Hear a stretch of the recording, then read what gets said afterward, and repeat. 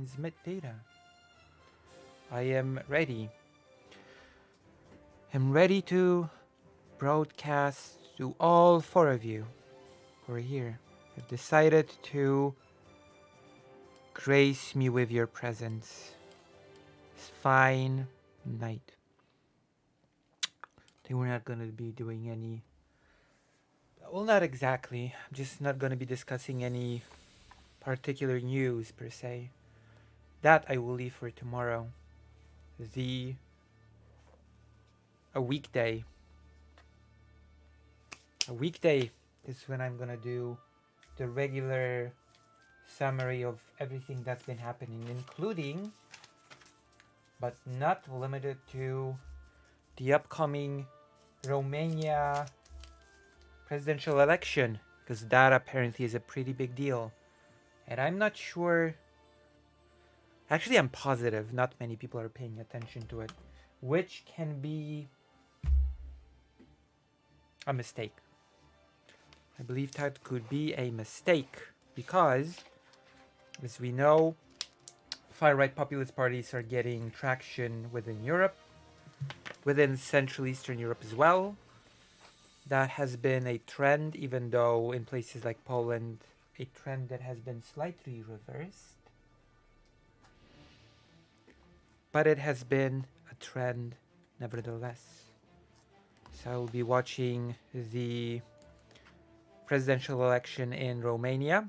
I'll be observing it very closely. And also,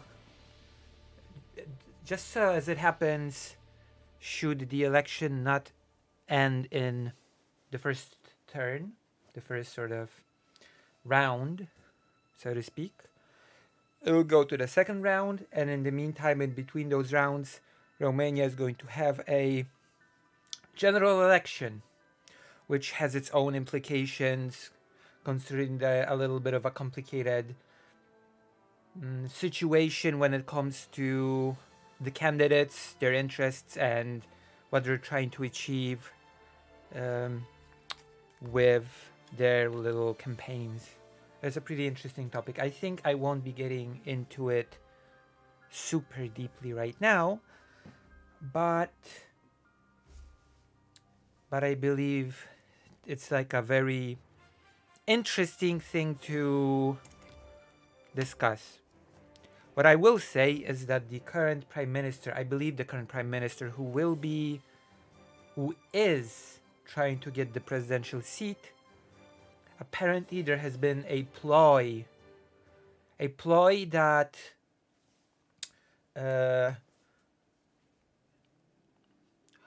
involved removing one of the candidates from being able to run in the first place because of their pro-Russian tendencies, which has been criticized even by the detractors of that candidate.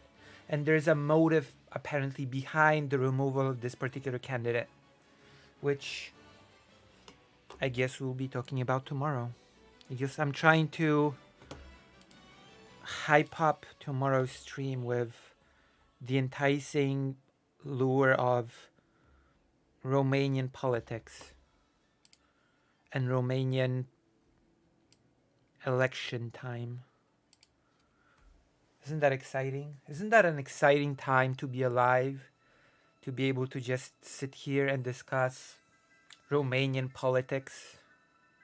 I mean, Romania is that is a pretty significant country, since it's one of those countries that are near the, war-ridden country. So the political winds are quite important when it comes to that country. How the political winds shift, that is a pretty significant thing, and I think it's worth paying attention to.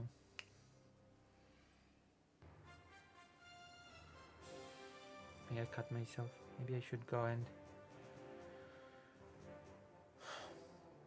tend to my wounds. So yes. Hello there. Have a nice stream. Thank you. Are you gonna stay for the nice stream, or are you just here to say hello? and bid me farewell. Squire. So we're having this nice game on the screen. A fan favorite, Final Fantasy Tactics. I've been playing it a lot on stream, actually. And while we enjoy a little bit of Final Fantasy Tactics, I figured that I talk about what's really important in life, what's really significant in life, and that is the upcoming presidential election in Romania. Well, not really discuss it in depth. That's, as I've said, I'm leaving that for tomorrow. But we will definitely be talking about it. I think it's significant for a number of reasons, which I'll sort of outline tomorrow. Actually, a lot of these presidential elections that are going on, presidential, not just presidential, but also broader general elections that are happening right now in Europe are pretty significant to track, pretty significant to pay attention to, because there is a lot of political warfare, I guess. There's a lot of shifting between spheres of influence, so to speak. There's a lot of questioning, will Russia meddle in this election? Are any of the candidates pro-Russia? Do any of the candidates' political opinions align more with the Ruski Mir rather than with the Western world? And this upcoming election has this scandal surrounding it because one candidate has been removed from being able to run. And the reasons given are that the candidate has strong pro-Russian sympathies and would lead to the erosion of the Constitution and anti-European Union sentiments. Obey! Thank you very much.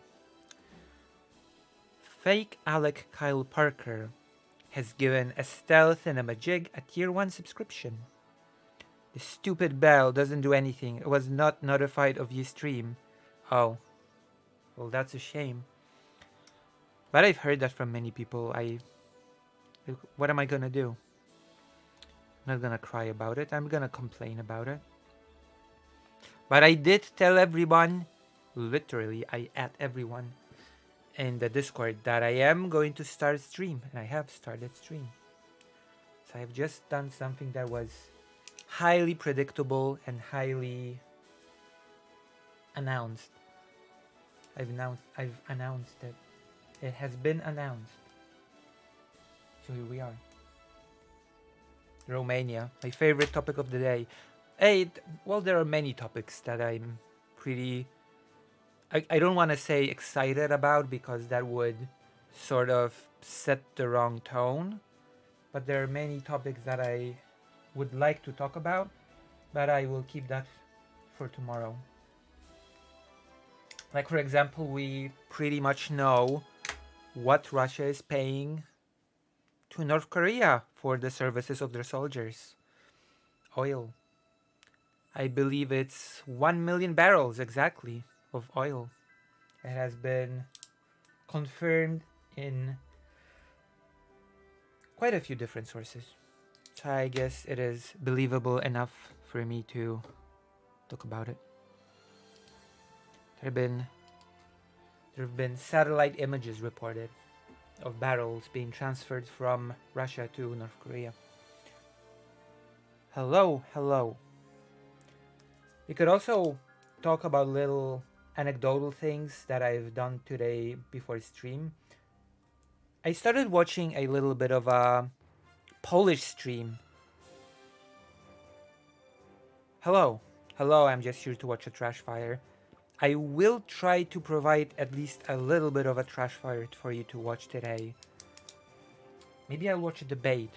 That could be a bit of a trash fire. Unless you have any suggestions. If you have any suggestions of a trash fire that I could provide for you, then I will heed your advice and provide what you crave.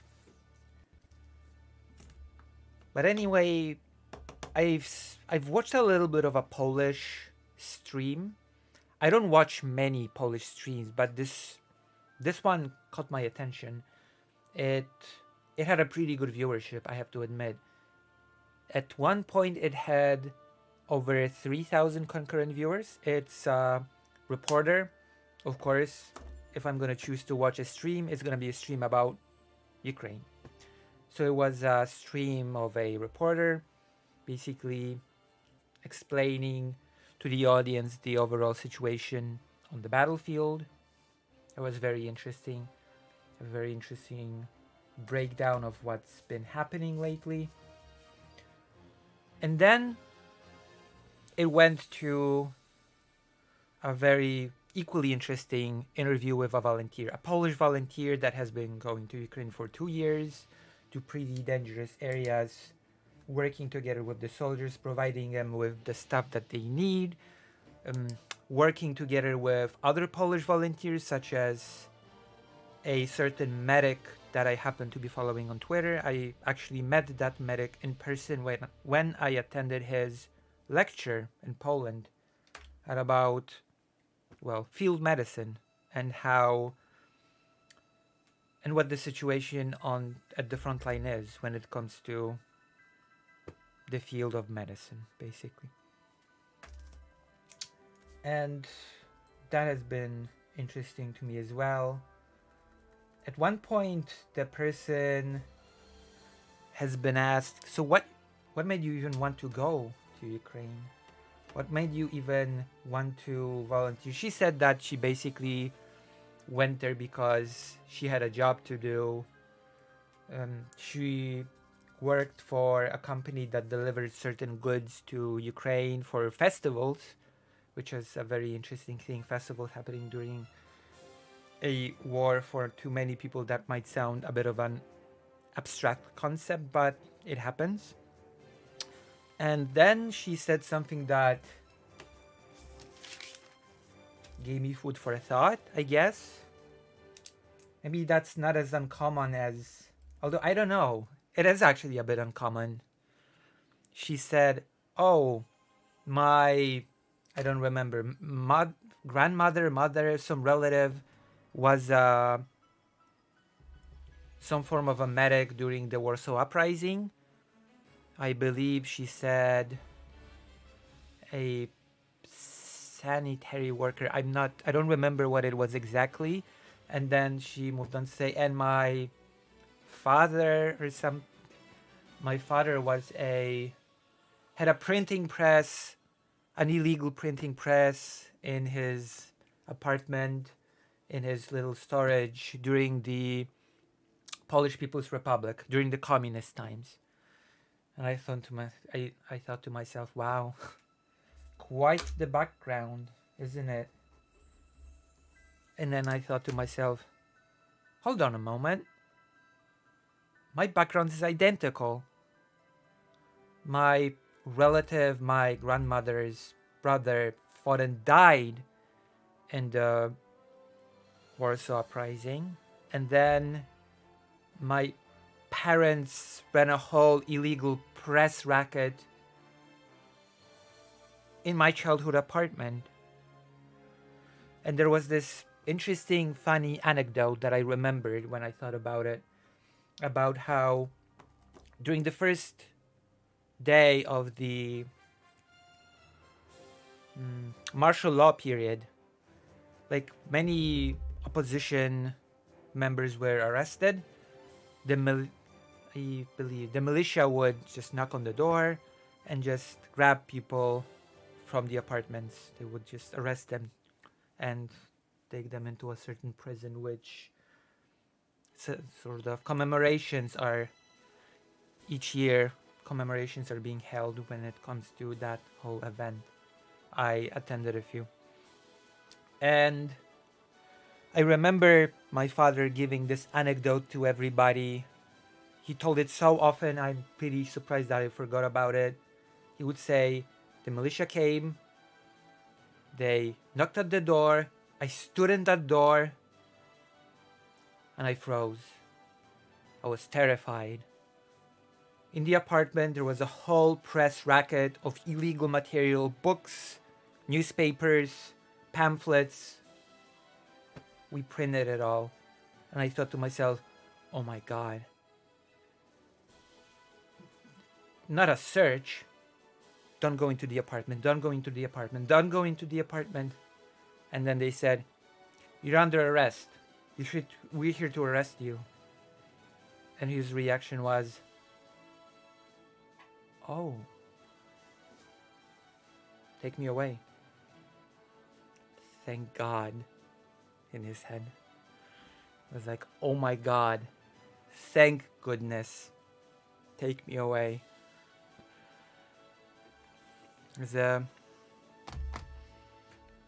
See, there are some situations in which you get handcuffed, arrested, and you just got, oh my God, thank God they did not enter the apartment to search it, because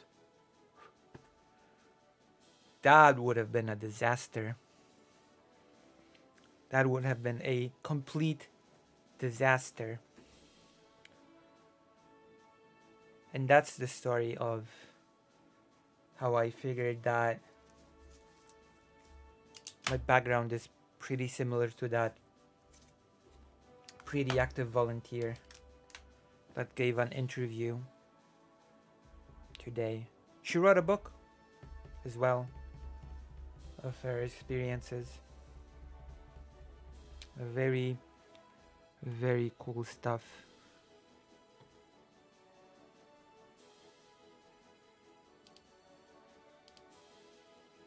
Oh, this one's not made up. This one's true. This story was in fact real. And then they spent about 1 year in prison, I believe. There's a photo right next to this room in the wider space of the house. There's a framed photo of my father and a bunch of other people from prison. And there's my father just standing with his hands folded and his head down like this. The prison photo.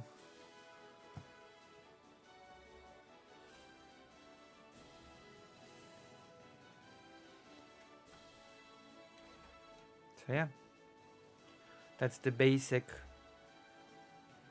gist of it. So I watched that stream. It was very illuminating. Especially it was very illuminating when it came to the discussion about the situation in Kursk, its PR significance, and also PR versus what's actually happening in Kursk, which I have heard that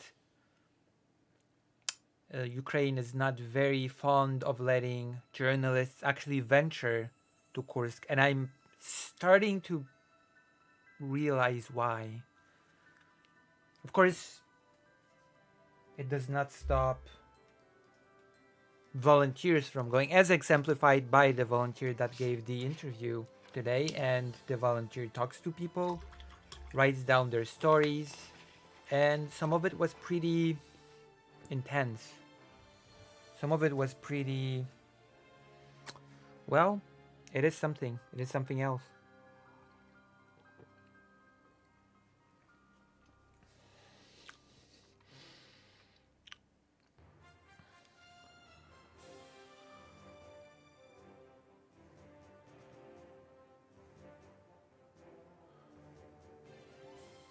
Huh. Yes. Hello, Shakespeare. Welcome. I'm just doing a little bit of small talk at the beginning of the stream. It is sometimes fortunate to end up with poo-poo in your pants. It would be, however, very unfortunate if this was the message that would just stay on screen for the rest of the stream. That would have been very, very unfortunate. But you know what? Even if that happens, we will handle it like champions, like the champions that we are.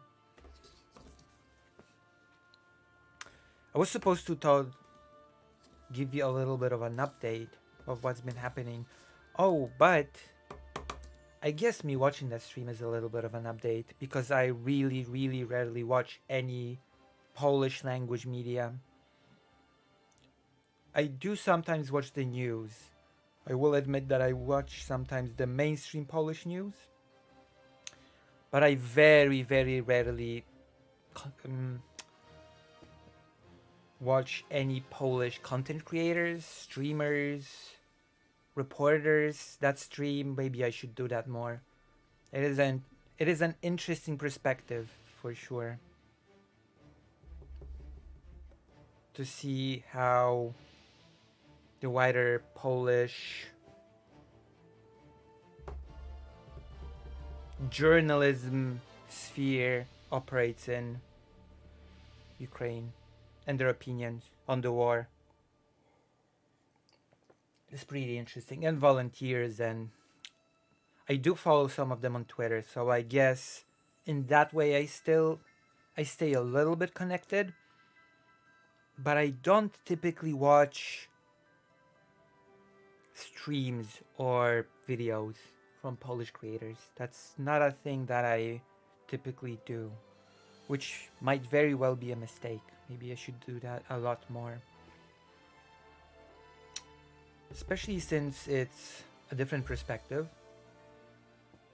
or rather a new perspective from the position of journalists that hail from a country that is closer to Ukraine. And also it's in Polish. So if I hear something really interesting that I think maybe English speakers would like to hear, I could maybe talk about it. What I've heard from the Polish media sphere, and see if any of the Polish media sphere opinions differ from the more English speaking ones. For example, I've heard something really interesting today when the host of the show said that I've heard in Western media that Ukraine is not really afraid about the nuclear threat. And I assume that Poland maybe is a little bit afraid of the nuclear threat. But the host of today's stream said, we in general in this area are a little bit distant when it comes to the threat of nuclear warfare, threat of nuclear strikes, etc. But the West seems to be quite afraid of it. So there's been this feeling of, I guess Poland is also not all that afraid of the nukes, which I found interesting. I did find it interesting that the more to the west geographically we go, the bigger the fear of the nuclear weapons is. I did find that interesting. I don't think I've particularly found myself at any point in time thinking, oh my god, nuclear weapons, what if they're used in nukes, oh no. Because I just think, even if they did, even if it was a real threat, the use of nuclear weapons, I do not agree it is acceptable. I do not agree that it is acceptable to sacrifice millions of lives in the name of that fear. Yes, of course you can ask a question. You can even ask 2 questions or 3 questions. It's a Sunday stream. It's a questions galore. Everybody here can ask as many questions as they like. You can even call in. If you want to call in, all you have to do is call in. It's really simple. Do you feel committed to FF Tactics? Oh yeah, it's a really good game. I used to play it a lot. It used to be my test for my PlayStation laser. Because this game was not a game that was actually even available in the European continent. This game on the original PlayStation was never released in Europe. So in order to play it, I had to pirate it. And I did. But the problem is that pirated discs were a much bigger strain on the console's laser. So after a while of playing, the laser would sort of start to give out. And this game used to be my test. I would play the game, press new game, and if the intro would go a bit janky, that would be my signal that the laser is starting to give up a little bit. What? Do you not like Final Fantasy Tactics? I know there are viewers here that do like Final Fantasy Tactics. I know I have viewers that are big Final Fantasy Tactics fans.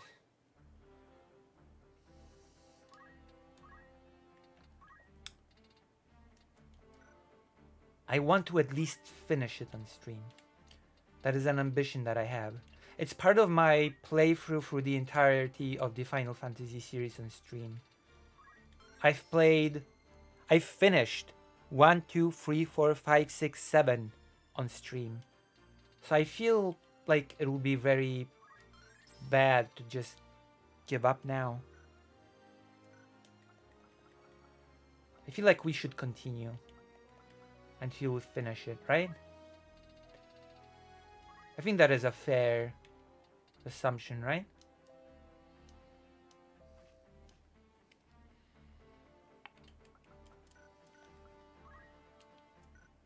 Time Mage.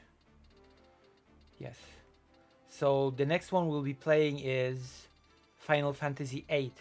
And now I'm torn because I wanted to play the remaster version, but I keep getting signals that it's a really bad remaster, the one on Steam. So I might actually end up playing, strangely enough, the original from the PlayStation. Because apparently what's been released on Steam is a not great version of a really bad version. A not amazing port of a really bad version of the PlayStation, the PC port of the PlayStation version, which was really bad, and then they've made a remaster based on that, and that worries me a bit. But maybe I will just have to get a ROM of the original PlayStation version and play it on stream like that.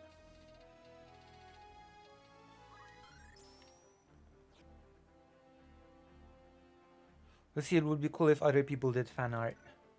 I used to have someone that did fan art. Full disclosure. There was a good friend that I had called Matt. Matt is from France. We would often talk a lot in private. I've met Matt before I came out as trans.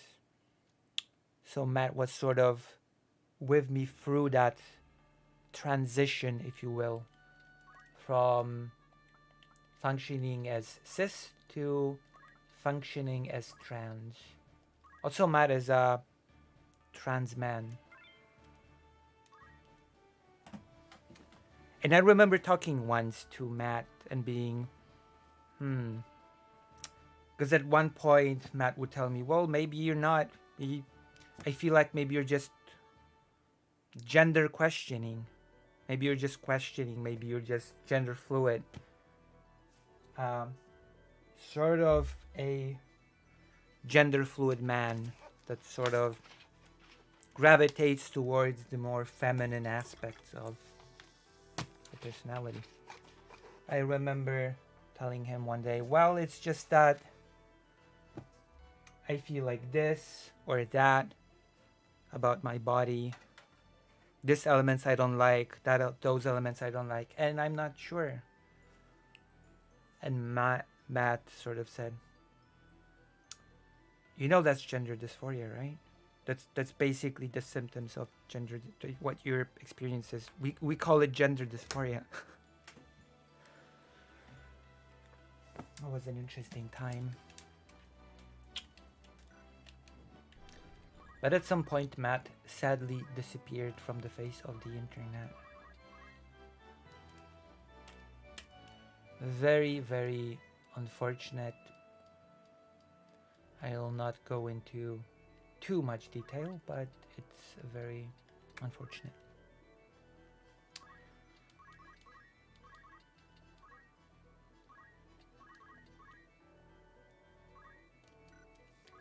Lived by the coast.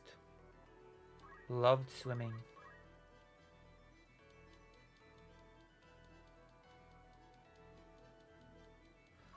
Yeah, I hope they're okay as well.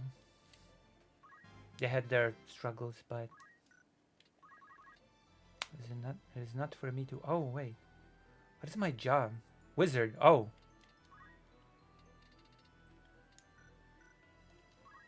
we should poison my enemy. Well, that did not work out. That did not pan out as well as I thought it would. I'm back in timeout for 10 minutes to your parents, Lucy. Oh. Wait, what do you mean in time? Oh, in time. Right. Cool. Nice. Thank you, Defo Philip August. Welcome. Welcome to this cozy little stream that is about us playing games, discussing things, me giving you stories, and a little bit of an update as to, well, what's been happening lately. Not news-wise. News updates will happen tomorrow, not today. Today's Sunday. So we're not doing that necessarily today. But I will be talking about updates when it comes to Ukraine trip related stuff like camera. I'll be picking up the camera tomorrow. It's already reserved. It's the ZVE10 model. It's not the best in the world. It's not the worst in the world.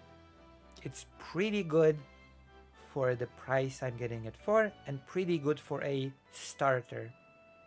For someone that does not have a huge experience with cameras. Although, to be fair, I have some experience with photography. Because, believe it or not, I used to run a whole newspaper on my own. With one editor. It was just me and one editor. She would do the editing, and I would do everything else. Planning, writing of the articles, physically going to locations and taking the photos, tying those photos and crafting stories around them, etc. Physical newspaper, because I've been hired to create a newspaper for a small region outside of Warsaw called Wólka Kosowska. It's a little bit of a, you could say, hub for trade for countries such as Vietnam, China. I believe there's a Turkey shopping center there as well. There's this hub. People have houses nearby. It's like a little bit of an ecosystem of people living there, working there, for the businesses, having their little shops in those huge, big shopping centers, mainly dealing with in things like clothing, sometimes other types of articles, but mainly clothing. It was a mainly clothing affair. And it was an interesting job. It was an interesting vocation, although it did not pay well. It was not a well-paying job, that's for sure. But it was interesting. It was interesting to run a newspaper and then see it go to print and to hold a physical copy of the newspaper that I've basically mostly crafted on my own.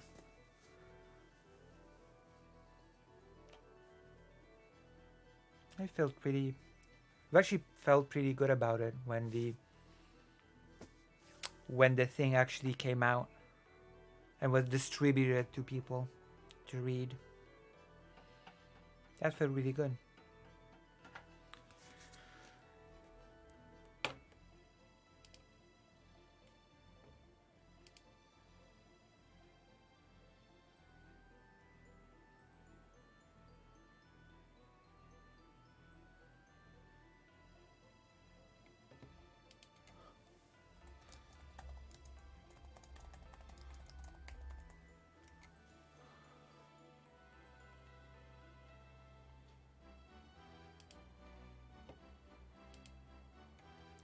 Did you ever get to say stop the presses? No, no. It was all very curated, and no, I never got to say that. I got to write an article about a fire that consumed some of the stalls, the houses, and I remember the headline being that it was only a that it was just a step away from tragedy, because I don't think anybody got hurt in that fire, so that's a blessing in disguise. That's good. Although I mainly wrote articles about the shops themselves, because the main purpose for that newspaper was commercial, of course. I was hired by one of those big companies to create a newspaper that would sort of talk about the area, but mainly promote business.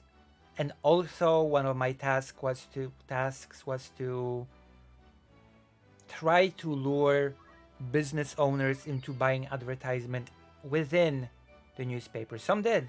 Some actually did buy some advertisement in that newspaper. So that was good for me. See, there was a looking back, there was actually a lot of things that was involved into making the newspaper. And I basically did it all. Short of doing the editorial, like editing work, of sort of doing the graphics editing of the newspaper, which I had a person for that, a real professional, a really good editor. Unfortunately, she died tragically. Really tragically, actually.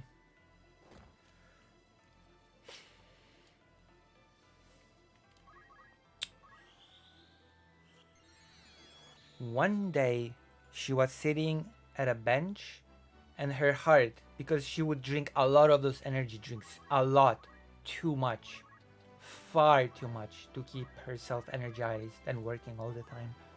And at one time, she was just sitting, I think, I'm not sure if it was in the middle of the city or at a park, and her heart just stopped. It just stopped, and she lost consciousness. And people went by her, and nobody stopped to help because people assumed that she was drunk. And because of that, she ended up in the hospital far too late. By that point, when she ended up in the hospital, she suffered brain death basically, and she died in that hospital just because nobody was brave or kind, or I don't know what other word to use, to stop and perform a simple CPR that would have saved her life with a very huge probability. If anybody just stopped and done anything, she would have been saved.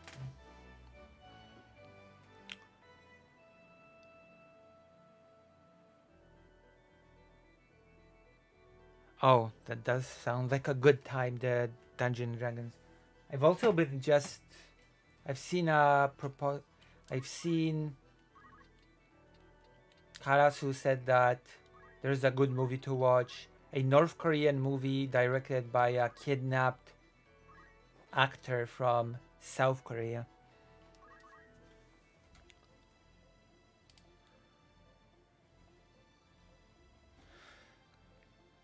Well, things have become a little bit grim with my recollection of how my editor died.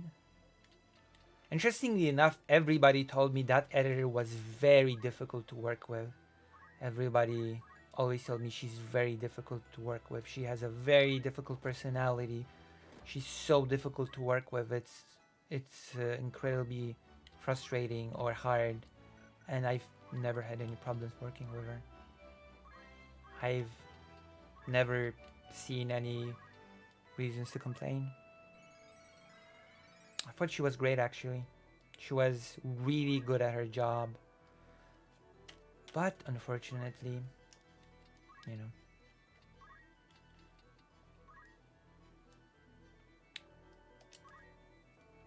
Tragedy strikes unexpected.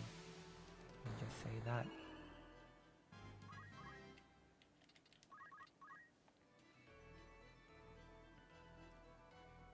I think I heard about those movies. They are probably definitely a thing to behold. They're probably definitely an experience. Although I do feel weird watching a movie made by someone that was kidnapped. That does, on the one hand, make me feel pretty weird, but I'm also intrigued. I wonder if the kidnapped person would want the movies that they made to be seen by Western audiences, or would they just be terrified and frustrated by the fact that they've not been rescued?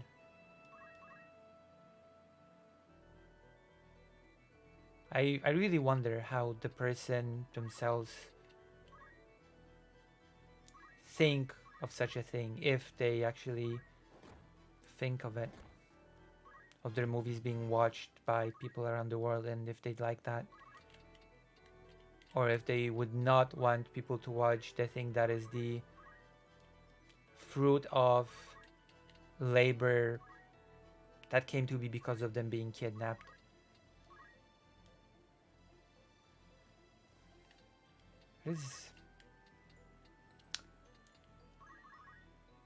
That is a thing to think about.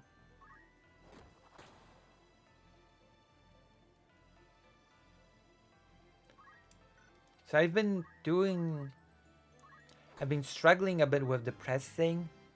One avenue turned out to be a dead end, a complete dead end. The first thing that I sort of started pursuing while still in Kyiv, a person gave me a phone call. We sort of hit it off. It seemed great at the time. I thought maybe this will lead to something. It did not lead to anything. Happens. Then another sort of lead appeared out of thin air. I sent an email. Nothing came of it. There's no response to the email. Regrettable. It happens. Moving on. And now, another avenue of possible cooperation with the press has opened its doors. A person who happens to be a long-term friend of both of my parents, who travels to Ukraine to do interviews as it happens, agreed to meet me at their house, which I was 100% confident. I was sure that I've never been in that house before, but the person's wife cheerfully said, "Oh yeah, of course you've been here before. As a small child, I remember you playing around this house with our cat and trying to create scenarios around our cat being a cartoon character of some sorts."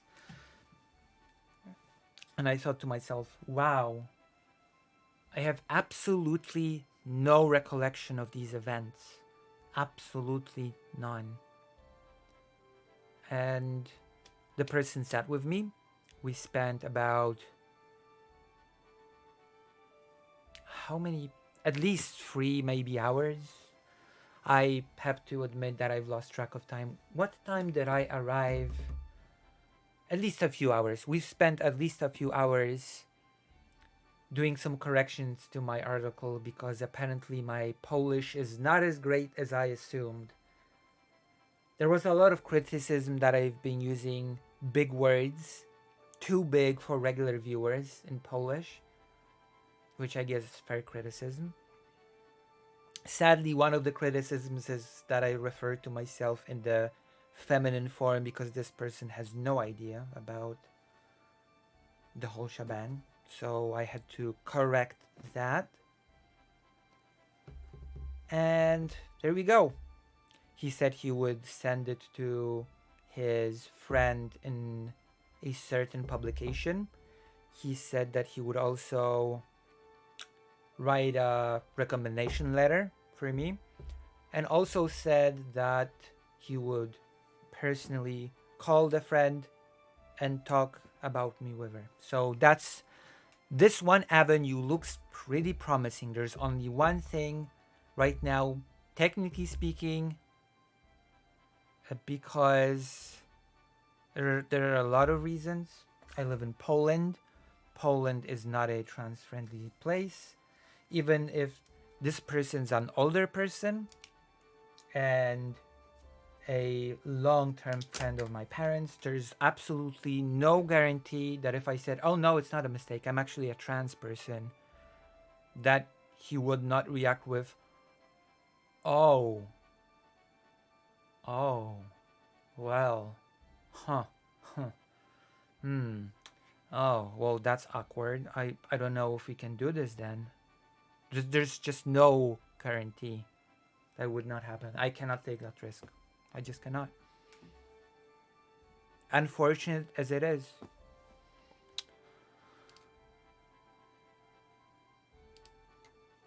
Unfortunate as it is, we have to live in the world that we live in and we have to adjust accordingly. Which I've been doing for some time, so it is what it is. I live in the gray zone. Sometimes a man, sometimes a woman. You know. Just treat the whole thing like it's a pen name. I did try to go that route. I did tell the person, you know, I'm thinking I'm probably going to write under a pseudonym, and writing with the feminine thing is going to be part of it. But he said, you know, let's just don't do that yet. Let's first establish contact with the press thing, and then you can maybe discuss stuff like that with them once you actually get in proper contact with them, and if they say if they like your work. So I guess, okay, fair enough. Fair. The one thing that makes me a little bit hopeful that maybe eventually I will be able to just, if they like my work, I will be able to meet them in person and say, look, I'm trans, maybe we could just have me write in the feminine form. Because this person has repeated to me like on 5 different occasions that this publication is left-wing. And he said it as a thing that's a bit worrying. Look, this publication is a little bit left-wing, but maybe they'll accept your article. They are a little bit left-wing. And I can see why he'd be worried a bit about them being left-wing, because there are some left-wing groups that are weirdly anti-Ukraine, especially in the West. That's not a thing that I want to get into. But I see it as a little bit of a good thing, because if it's left-wing, there's a chance that they're progressive. If they're progressive, there's a chance that they are pro-LGBT. And if they're pro-LGBT, there is a chance that they're trans-friendly. And if they're trans-friendly, you know what I'm saying. You know what I'm trying to get with this. Where I'm going with this. So if that's going to work, then I'm going to be doing work in Ukraine on their behalf. They're gonna be giving me a new nice shiny press thing. Let's not get ahead of ourselves. Let's wait and see if they like the article first.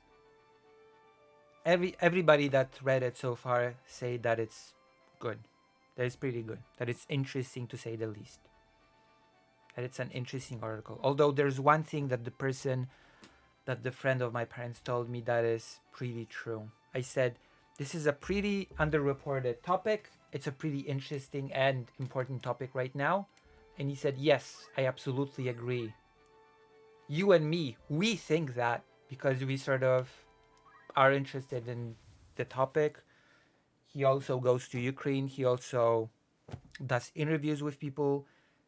He also writes articles. He wrote a whole book about certain historical topics when it comes to Poland and Ukraine. And he said, the problem is not if we agree if that it's an important topic.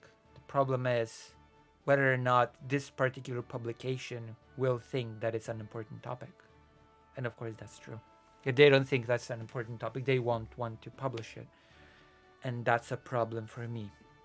Then I will have to... He did say that we'll look for something else if that doesn't pan out. So that makes me hopeful that it's... If they don't like it here, it's not exactly the end, because this person can try to get me somewhere else. So that's good news. So yes, that's... and maybe, possibly, because I've not even thought about this, talking to academics, to Ukrainian academics. So maybe I'll start through this person talking to Ukrainian historians about history and how it ties into the present topics. So we'll see. We'll see how it goes. He does have a few interesting contacts that he said that he'll give me in Ukraine for me to talk to. Yes. So that's the update, I guess, when it comes to that. Now all I have to do is wait. I wait patiently and we'll see what happens. Hopefully all will be well. If not,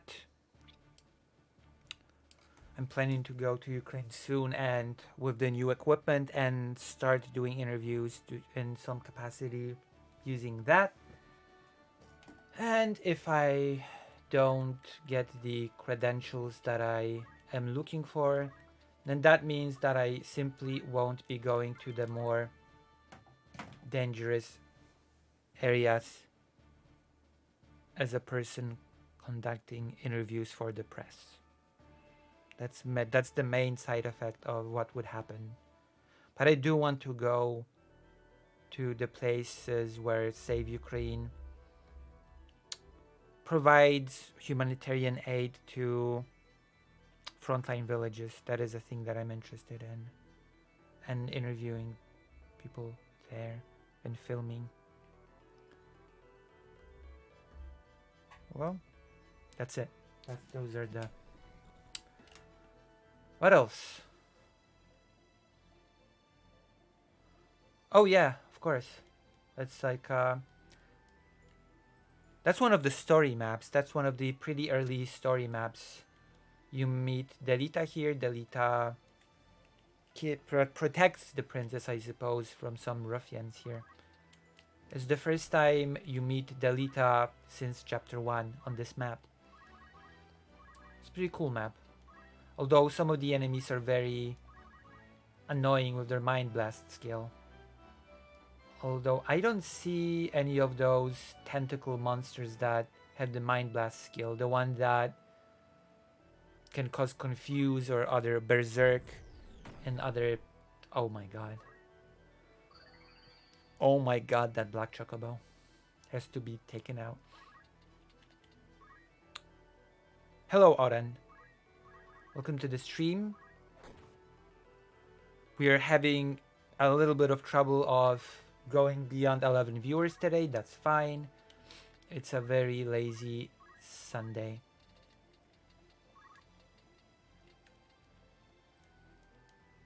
So, what are your opinions on everything that's been said so far? Have you looked into Ksawery Pruszyński? No, but I know there's a whole There's a whole publishing house called Prushinsky, and I wonder if the writer has anything to do with the publishing house. Whenever I hear Prushinsky, I always think of the publishing house, and I always wonder if the person's related in any way. I do hope that my article gets published.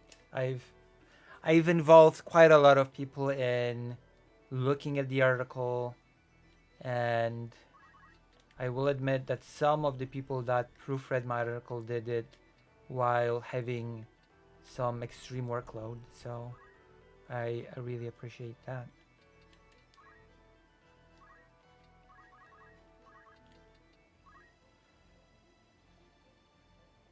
I think it will be okay. There's not been a single person that looked at the article and said, oh yeah, it sucks.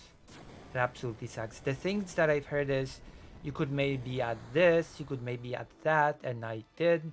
And the person from today said, yeah, when it comes to what is being said in the article, it's interesting, it's good. But there are things that I would correct when it comes to the use of the Polish language, which we sat down, we corrected it. I trusted the person on basically every little thing they told me because they've been doing this for 30 years. So they have quite a lot of experience in writing those things. So I've basically taken on board most of their suggestions when it came to what I could do to improve on the style of the piece. And there we go. Huh.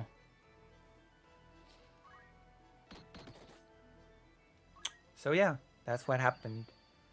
And now he has personally sent the article to the publishing place, and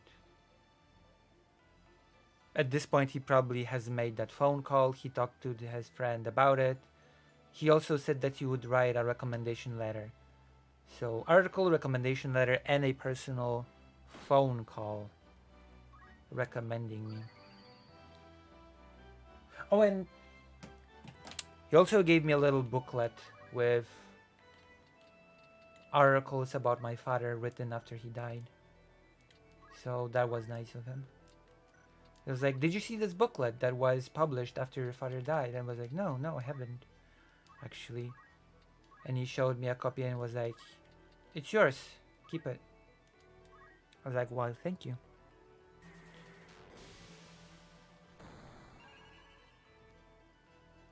And I was like, why, thank you very much. That is very kind of you.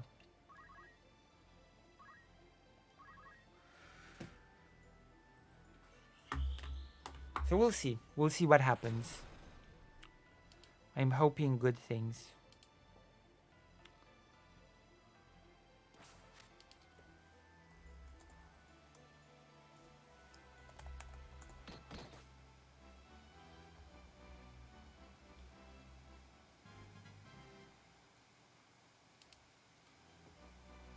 So yeah, fingers crossed. Also, as always, because I'm sorry to say that's always going to be part of the whole shtick. If you enjoy what I do, or maybe if you think that what I do is not so bad, maybe you should say it like that, then consider, giving me a little bit of love in the form of a donation or two. That really helps, especially since I still have a few things to buy when it comes to the equipment.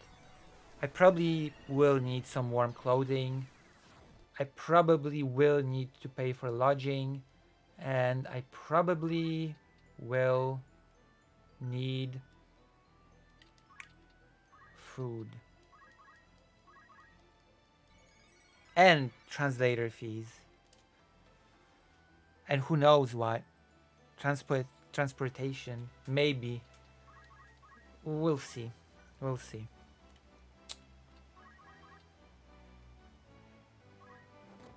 It's all pretty undefined right now. But perhaps I'll be doing a little bit more traveling this time around. We'll see. We'll see what will happen. We'll see what opportunities will open up. One thing that sort of struck me that I don't think I've thought about before, but it's a pretty important thing, was that the volunteer that also talked to people did those interviews, because I guess interviewing people during this time is extremely important for the reason that she said, I talked to this person, very interesting guy. He told me about many of his very intense experiences, very interesting anecdotes about various things, about the war experience, life, and many other topics. And then she said he died. Not long after, he died. And she thought to herself, if I never met him, if I never talked to him, his stories would never have been heard by anybody. I might have been the last person ever, or even the first and the last person ever, that he told any of this to. So if I've not gone there at that particular time, those stories might have been lost forever. And that's why it sort of should heighten appreciation for any people that go out there and do these sort of interviews, because they might be the only people that will ever get those stories, because the people that they get it from might very well die soon after. It's a very important thing to consider when thinking about these things, I think.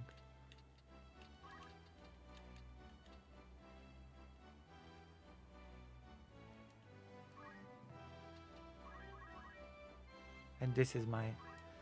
I don't know, this is supposed to be a relaxed gaming stream, but it's ending up to be... It's sort of a grim stream all of a sudden. A very sort of... Maybe not grim, but a little bit not super relaxed. I'm not sure if this is what I imagine to be a relaxed time, talking about the stories of people that might just die soon after telling their stories, and the importance of trying to capture those stories till it's still possible to actually capture them, till the people are available to tell them.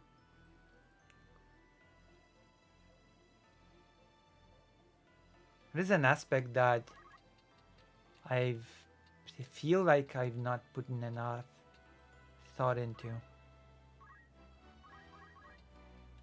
Makes sense? Right?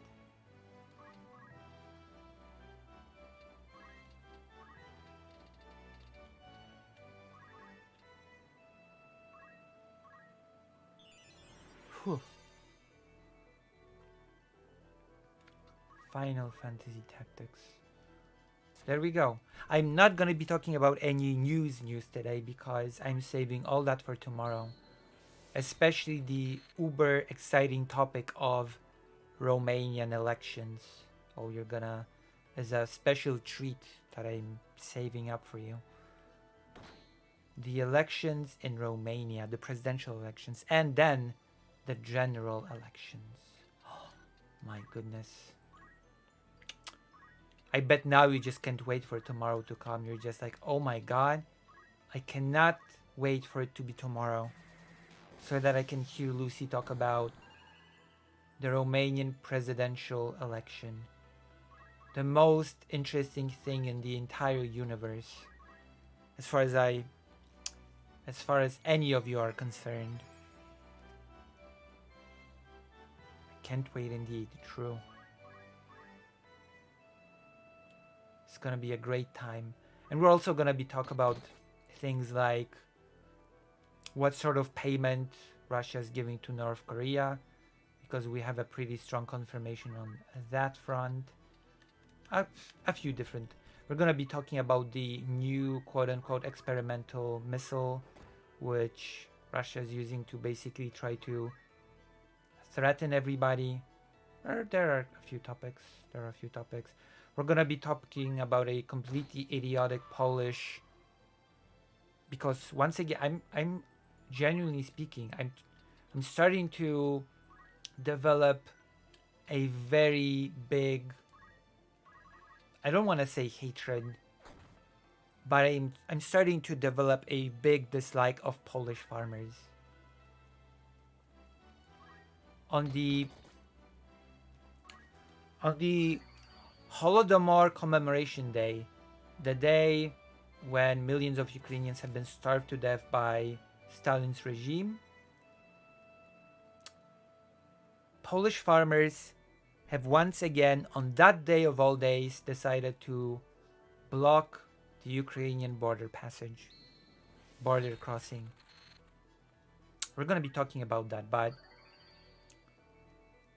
and I'm going to give a lot of strong opinions on that tomorrow, but you might be asking yourselves, why?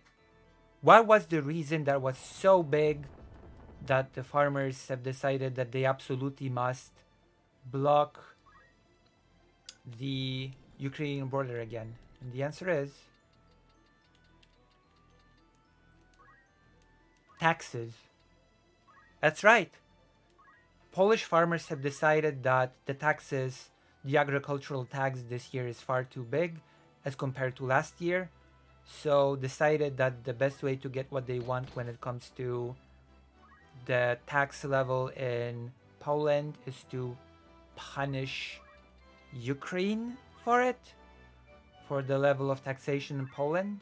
Oh yeah, and they also are boycotting a deal with South America.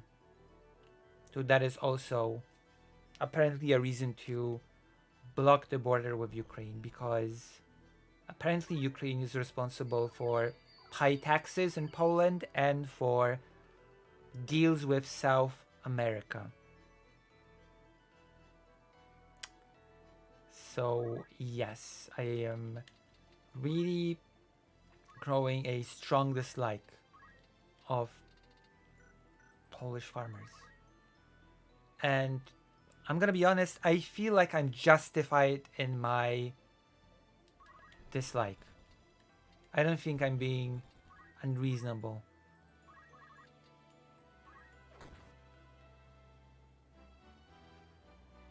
Is there any kind of popular left alternative to help farmers in Poland? There are a lot of initiatives to help farmers in Poland. Polish farmers are being ridiculous, and Polish farmers are gripped by the whole farmer thing has always been ridiculous. Polish farmers are gripped by conspiracies, by Russian conspiracies. I know because I went to these protests. I've interviewed those farmers. A lot of that is ridiculous propaganda nonsense. I should just take some of these interviews, some more of these interviews that I've done, and translate them so people can see just how ridiculous it is. Our Polish farmers doing not that bad actually. They have their subsidies. They have their European Union money. There have been a lot of talk about the Green New Deal thing. That has been which by the way, that also has been used as a reason to block. The most ridiculous day ever was when miners joined the farmers, foresters joined the farmers, and blocking it was, I don't even know what to say. And it culminated in an extremely disruptive protests, which used a ton of pyrotechnics, which exploded like a flurry of explosions. When at the final destination of the protests, I was thinking, is anything gonna happen? It feels like there's this fear of something happening, but I think nothing's gonna happen. Maybe it's just false alarm. Maybe nothing's gonna happen. And then a bunch of explosions sort of went off. And by explosions, I mean pyrotechnics, like in rapid succession, like a machine gun, like near me. And I started seeing whole columns of police moving in that general direction, I thought to myself, okay, now I know where I need to go. The police is going there. The disruptive protesters are there. Now I know where I need to be. So I went there. The police threw itself very eagerly at the protesters, started gassing them. I started filming it with my little camera thing. And of course, I got a little bit gassed because of course, again, I don't have any press thing. So for all intents and purposes, from the perspective of the police, I was just another vile protester. So they sort of gassed me a little bit. I turned around when the gas started flying in my direction. So I turned around, so most of it did not hit me, but I did get hit by a little bit of it, which irritated my throat, etc. You know the drill. And then I sort of moved back with the crowd, and suddenly some round object flew in my direction and hit me straight in the face.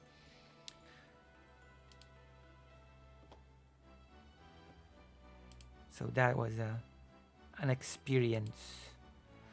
That was, I think, the wildest one of those protests that I attended, when there was actual strong response from the police.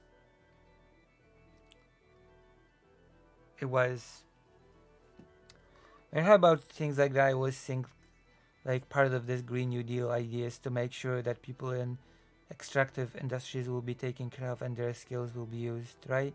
Maybe people aren't doing good enough job. It's complicated. There's a lot of propaganda also propagated by those who just don't believe that global warming and ecological problems are real. I've heard so many slogans during those protests when people would say, we know what we're doing, we've been doing this for centuries. Polluting the air is nonsense. There's no such thing as air pollution. There's no such thing as too much sea. Like this, no, there's that it's all a myth, that we don't need to adapt any, because I've asked during those interviews, would you like the environmental methodologies to be implemented better? Would you like a restructuring to the thing? No, we want it to be done away with completely. We don't need any environment friendly solutions at all. It's all good as it's been for centuries, because we've been farmers for centuries, or peasants, because they often did not call themselves just farmers. They've called themselves peasants. No, they're not doomers. They didn't doom about it. They said there's no problem to begin with. They didn't say, oh, the problem's so bad, there's no use finding solutions. No, they said there is no problem, so there is no need for a solution. Everything's good. Everything's doing well.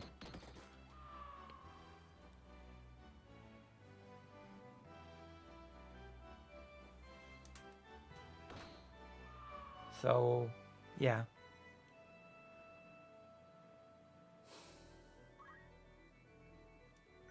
Isn't there any good things going on? Of course there is. My article has been sent to the thing. That's a good thing happening, I assume. I hope.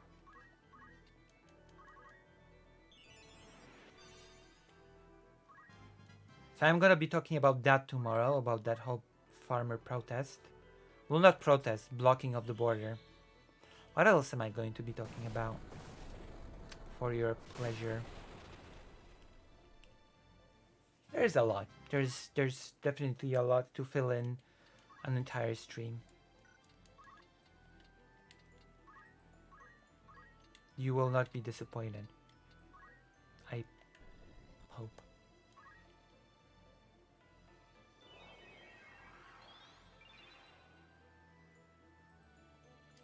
I was gonna ask where these protests were set off by like a higher carbon tax or something. Anything carbon related, they think it's a hoax. They think carbon emission is nonsense.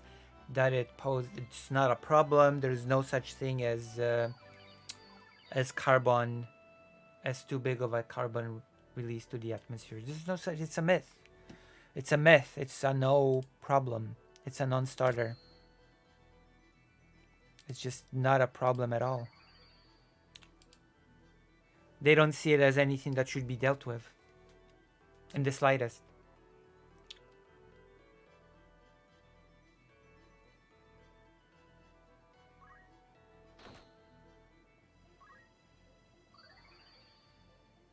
So talking about it as a non-starter.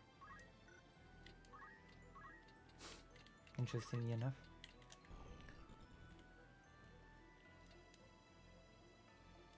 So yeah.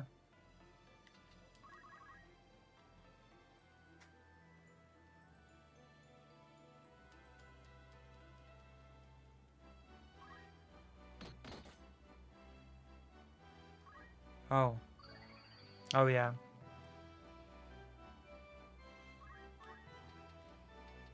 So unfortunately that's a thing.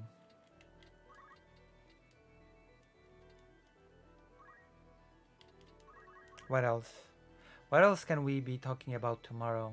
There's a lot. Oh yes. We'll be talking about the ridiculous conflict of interests when it comes to international law, when it comes to the existence of things like the ICC, and when it comes to Europe not willing to enforce it at all because it's a conflict of interest for them.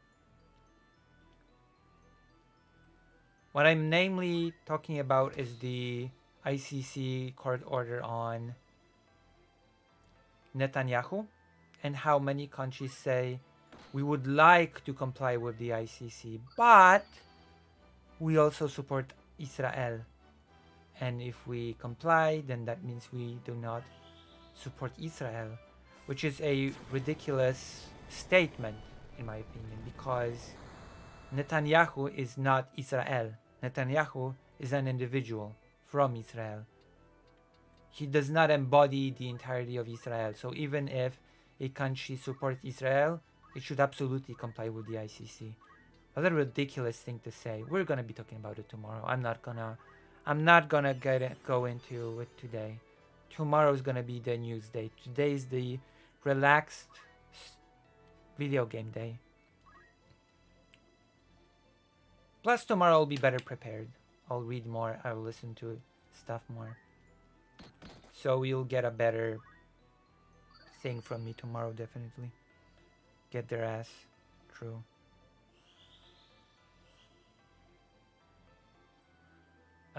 Poland could use more, actually, hire laborers, immigrants, actually. Polish agriculture could. Interestingly enough, some of the blocking of the border that's been happening in the past has been hurting some of the other Polish businesses because the farmers were blocking certain goods from coming to Poland that Polish businesses were relying on. So that's another paradox of the whole protest thing. Are you winning? No. I'm losing, actually. Unironically, I'm losing.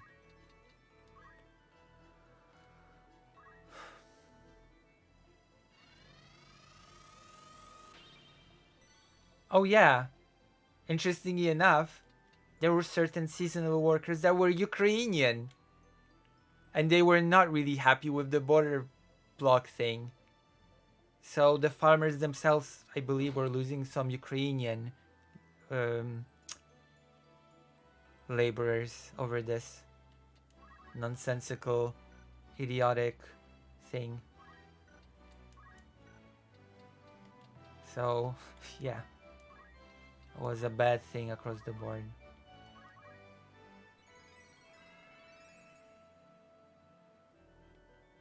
That should be an answer to your question.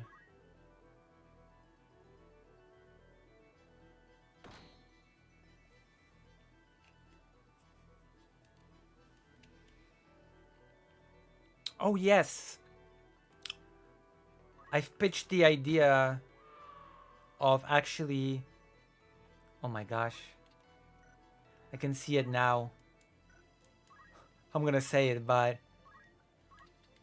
I've pitched the idea of actually interviewing the children. I might actually attempt to interview the children themselves, the rescued children. And I can already see with my imagination, with my mind, Wick TV angrily calling into me and saying, Lucy, how dare you want to interview the children? Who are you to interview the children? Are you a psychologist? Are you a psychiatrist? Are you an expert? You'll never do it responsibly. You're a hack, Lucy. You should get out of here and forget about it. Oops, Ramza died. To which I would say, I guess that's sort of true, but I have a plan on how to do it responsibly. So what I'm thinking is, I'm still gonna use a translator because I just still don't think it's a good idea to conduct interviews by using Polish plus some Ukrainian. That's not good. So I'm gonna have a translator.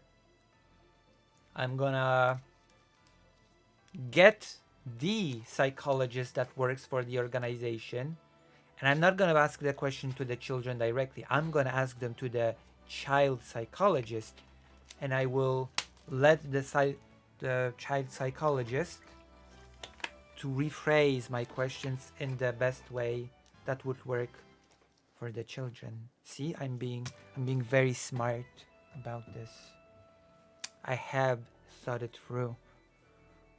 And in that way, there's a high probability that we could get good sort of interviews from the children themselves while being adequately sensitive and responsible about it. So there you go, that's the plan. We'll see. The person that I pitched it to said that they can help me with that, so that's a good sign. They were not opposed to it when I pitched it. That is a good sign.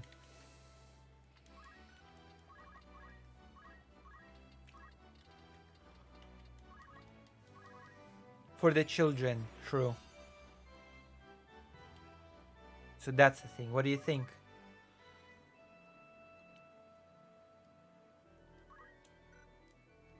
Also, I've noticed that there are at least a few people that said, oh yeah, I'm so excited to come to stream and watch you, Lucy, and they're not here.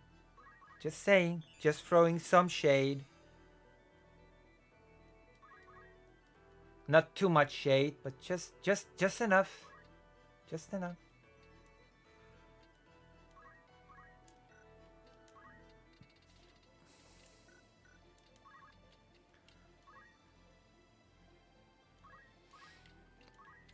It's like, hey, anyone who wants to come to the stream? Yay! Well, of course, all of us want to come. And when it comes to actually being on the stream, oh, it was more like I'd love to be here, but I'm not really gonna be here. I'm like, oh no. But you know what? They've missed all of the cool stories that you have not missed. So, who's the real winner, huh? I left a Derail Valley stream to be here. Oh, wait, what's a Derail Valley? What is a Derail Valley?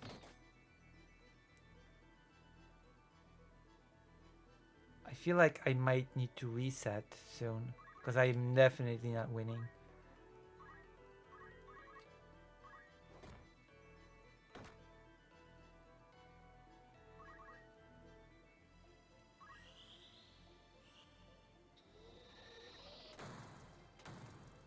Uh-oh. Oh. You really like trains, don't you?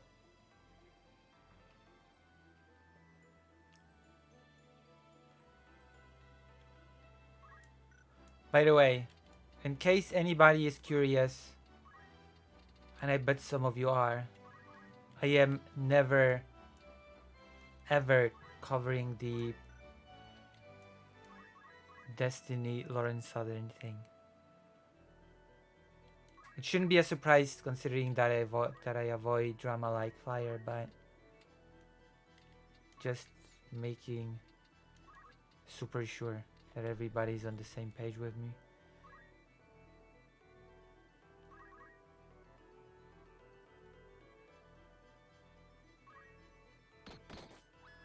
Uh-oh. I like train rides. I like riding the train. Which I've just learned today, actually, there's a direct train with a sleeper car from Warsaw to Kiev. A direct. Okay. If you want me not to suffer in a bus, but to have a luxurious ride in a train, if you really are a fan of trains, then consider donating, because I believe that a train ride costs about $125. Yeah, I'm resetting. A train ride to Kiev straight from Warsaw costs... There's only one train per day that goes from Warsaw to Kiev. Straight. A straight ride. Once per day. And it costs about $125. So if you want to make my life nice and wonderful and comfortable, and please donate for my train ride to Kiev. $125. I did not even know that there was a direct train ride to Kiev from Warsaw. But hey, there is. It's very expensive.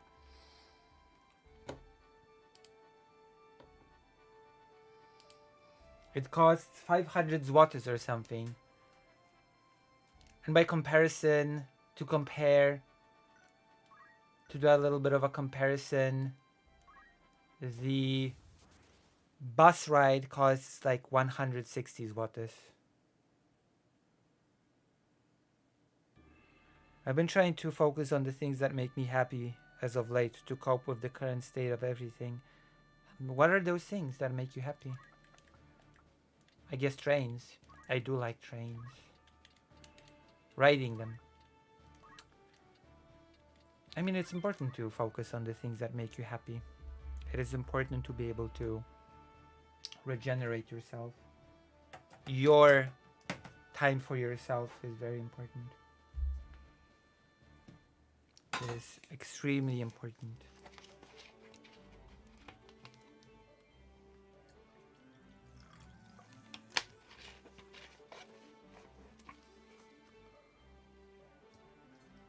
Whoop.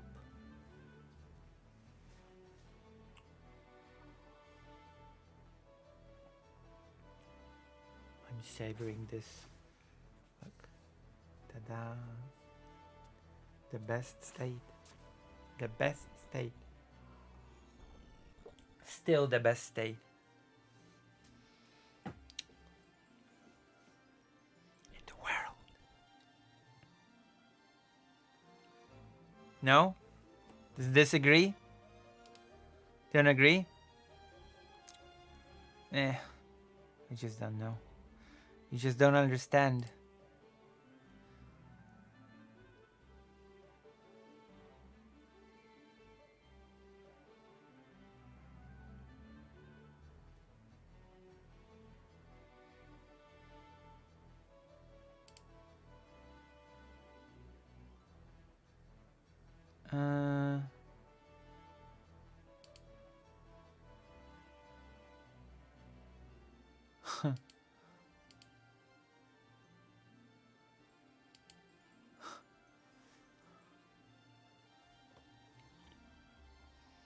Maybe.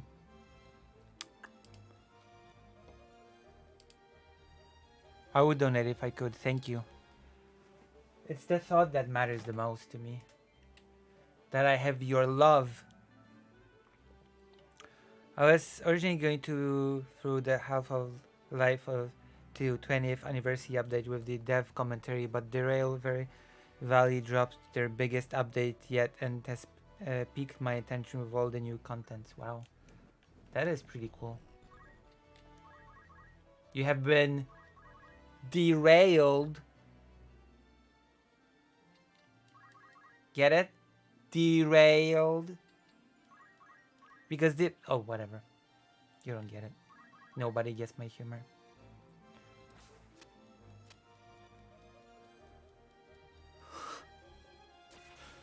I will say I've watched a bit of Aika's stream.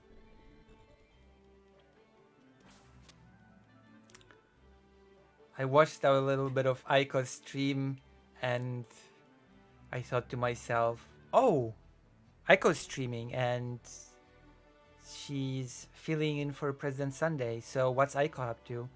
And I thought that, and I tuned in to this very bizarre conversation between Mr. Girl and Smef. It was very strange. I'm not sure if any of you have seen it. If any of you have seen that Aiko stream, but it was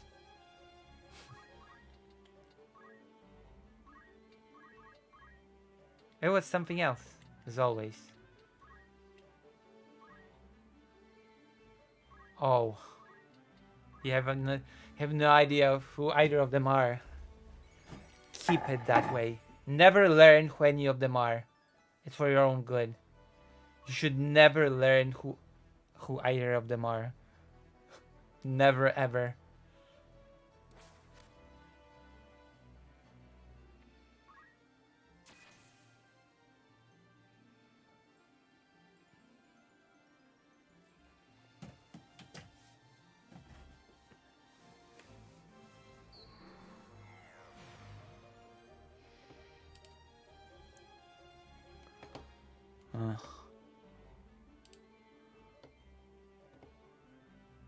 Yeah, just keep it that way and you'll be a happier person.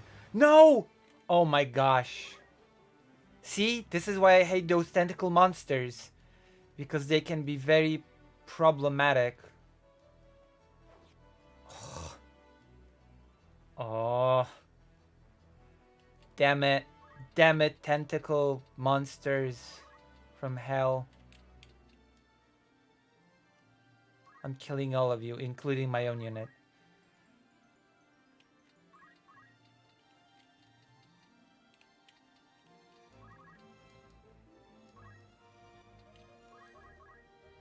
I've been busy trying to watch a 6-hour VOD of my Samurai car playthrough recently. Oh. Well, you know, I'm gonna say it's probably not a horrible thing to mess, but I just wanted to say it was a very strange experience.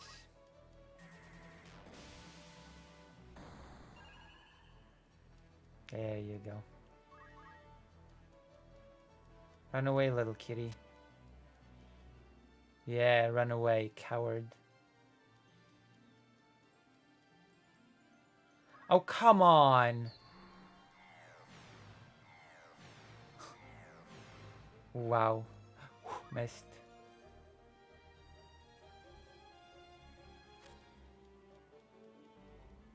Yeah, of course it's still gonna attack me even if confused. Pseudo confusion. So you should play my summer car. I want to see how far you get before losing your... Wait, what's a summer car? Is it some bad, naughty game? Uh-oh.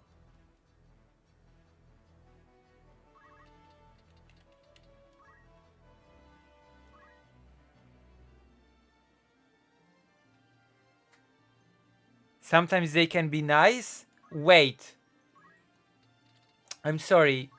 Did I just hear Convenient Estelle say that Mr. Girl and Smef sometimes can be nice? Oh. I was like, wait, what?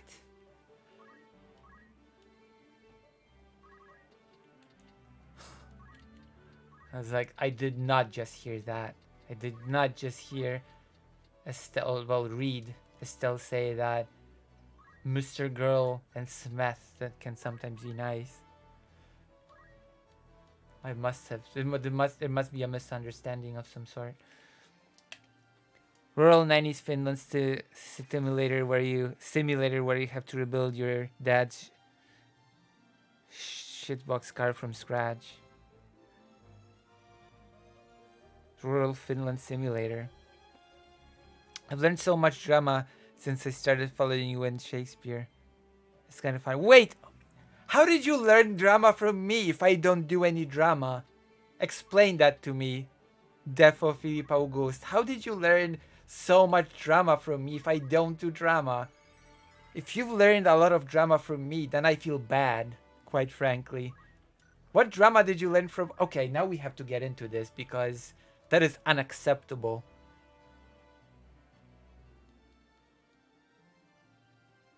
Well, for one, I didn't know who Sunday was. Oh. That's not drama. That's not learning about drama from me. Technically speaking, President Sunday is a political science streamer. He does whole theory streams about reading political theory. And I didn't know who Tyler was. Okay, that is actually learning about drama. But listen, hey. That's impossible. You did not learn about Tyler from me. Tyler was the host of the hippie recruitment or something, so you could not have learned about Tyler from me. Okay.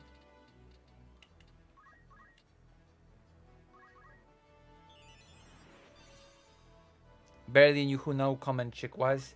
You did not learn about No Comment Chick from me.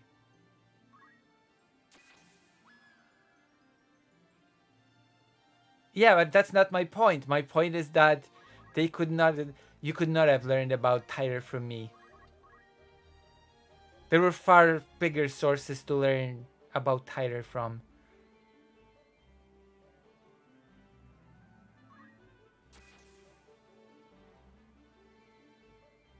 Okay, thank God. Thank God. Whew. I was worried there for a second.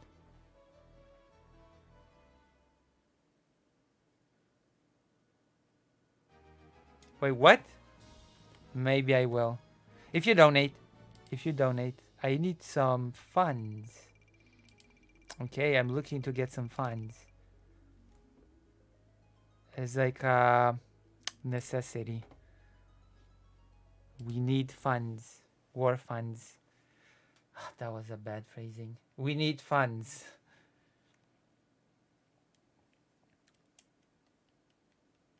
You got 20 minutes? Yes. Depending if you will donate. But I'm sorry, that's horrible. But I'm actually pretty desperate, so you forgive me. Hopefully. Wait, what's the video about?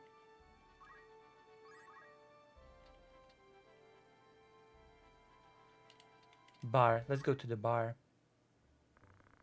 Wait, that's the wrong bar. Wait, what the hell? Oh, sure, that was the right bar. Oh, that's the right bar. Challenge of Zero. Wanna hear about Challenge of Zero? I mean, sure. We left Lionel Castle. We joined the party to defeat Zero. I had a good feeling. He was a tough opponent. Thanks to Chemist, everything was fine. As a result, we defeated him. It's because I was here. Wow.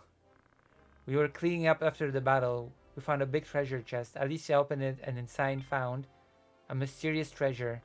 This job was a big success. This is the way. Blue materia. The blue balls materia. My little carrot. Please find my Miss Carrot. She has been missing for several days now. Generous reward for those who find her. Name, Miss Carrot. Morbol. Countess Zamas. We're gonna take this job. It sounds very responsible and cool. We're gonna find little Miss Carrot. And we're gonna give them 16 days to do it. Thank you. Yes, materia like in Final Fantasy VII.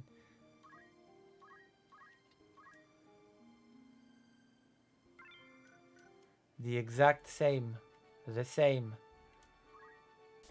Uh-oh. Straight into an encounter. Straight into an encounter. Oh, hold on. I thought I saw something, but no. No, I did not see anything. We're gonna play Stalker in a moment. We have to. It's a brand new game. And brand new games bring brand new... Wait, why is the chemist here? Uh-oh. I feel like I've taken the wrong... Uh-oh. Who did I send on the mission? Holy crap. Wait, who did I send for the mission? I've got a bad feeling about this. Well, we've got a chemist now.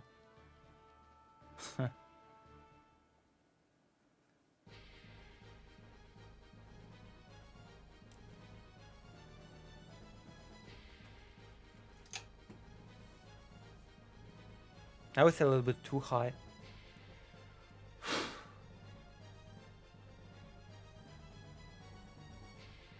But it's better when it's warm. When it's warm, I get sleepy. When I'm... Oh my god, I need to take my hormones. It's so late. Oh my gosh, I did not know it was so late. I should read some book before I go to bed. I read 2 little books.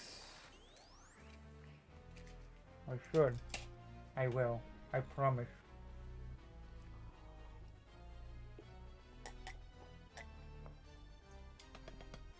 I've been introduced to a few good books today when working on making the article's language better. Very interesting. History, of course. It's called From the Union of Lublin to Volhynia.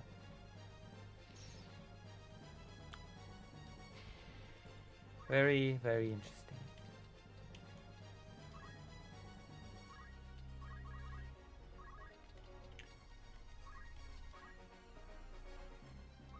Do you know that Piłsudski studied in Kharkiv?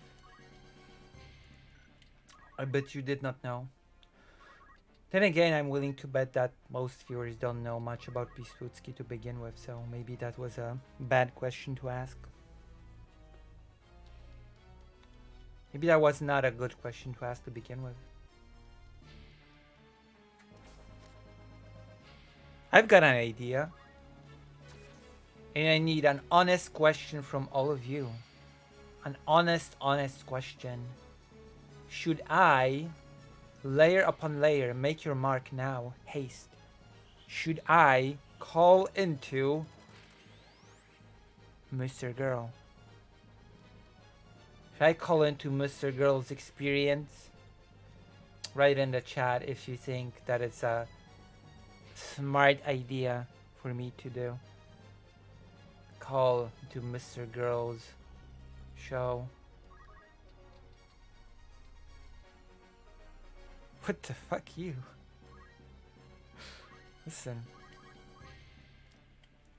We debate him. Would you not like me to see debate, Mr. Girl? Is that not the thing that you crave? By the way, Mr. Girl had a debate during the stream for my mom. Okay? I'd like you to remember that. Oh, Barry! Oh my god, $20! Alright. We're doing it. We're doing it. We are watching. Thank you for the $20. Wow, that's generous. We're gonna make the game super quiet. And now we have all the time in the world. But what I wanted to say is Destiny Destiny reacted to that debate. It was not long after the fundraiser for my mom that Destiny actually reacted to that particular debate. But do you know what he did not do? He did react to my fundraiser. Well, not mine, President Sundays and Demon Mamas. But he did react to the fundraiser for my mom, a debate that was part of it. But what he did not do was to link my mom's fundraiser thing.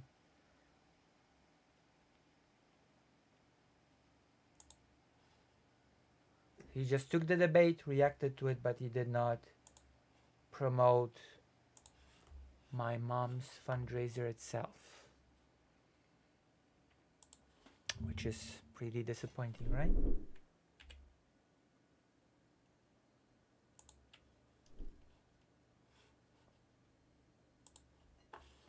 Hold on, I have to cut your link.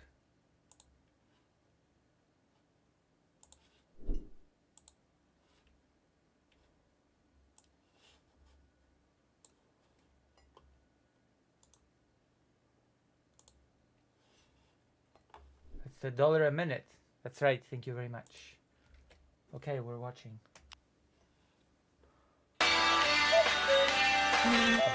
What is this? Oh, it's that game.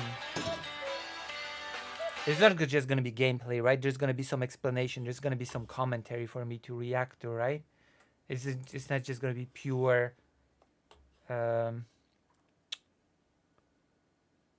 yes, I did take note of the fact that Destiny has reacted but not shared the fundraiser itself. Oh, hello. Oh my god! It's a duck! Wow, now, wow. Holy moly. It's like a fellow content creator thing. In there. No, you could have at least knocked before you let yourself in. I guess you're here now, so it doesn't matter. Don't mind the mess. It's been a hectic few hours. Let me give you a proper introduction. This is my summer car. Oh my god, I feel like I should be playing this on stream for some reason. Oh my god! Oh my god, I definitely should be playing this on stream. Oh my gosh.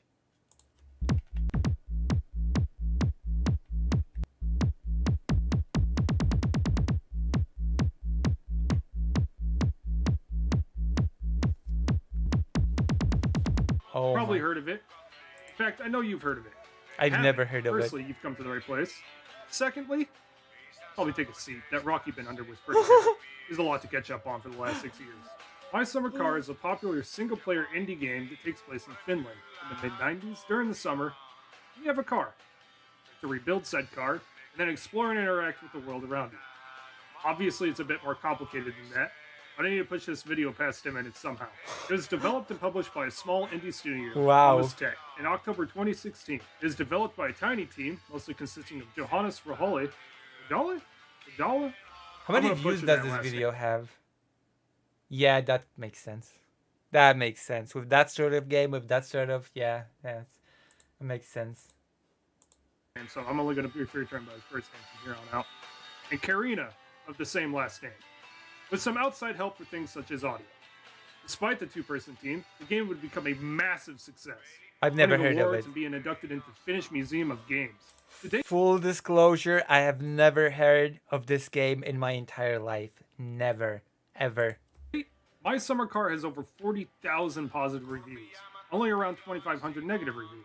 Huh. It would create a new genre on its own, with similar games such as Mon Bazoo and My Garage. So why is it so popular? How did this simple Unity engine game developed by two people reach almost AAA status? Well, let's take a look under the hood ourselves. I mean, there are quite a few games that have been developed by a single person. Stardew Valley was made by a single person, even though it's basically just a carbon copy of Harvest Moon, let's be honest. You begin applying for your driver's license. You enter in your first name, your last name, and even have an option to put your own image on it. You also have the option to turn on permanent death. If you die, that's it. What?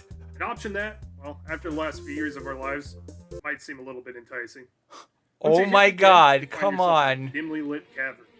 Your only source of light is an oval Jesus. at the center of your screen. Calm down, After a few duck. seconds, it might become a little bit more apparent that you might What not a be negative duck.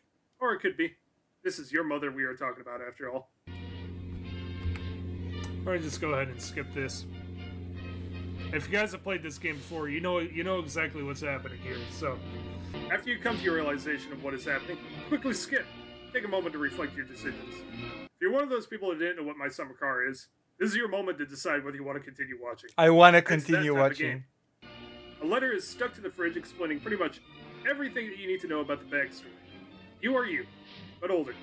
Your parents, who love you very dearly, just left on a vacation for an unspecified Okay, that's not exactly. Yeah, whatever. I'm not gonna. Oh. amount of time. Without you. Oh.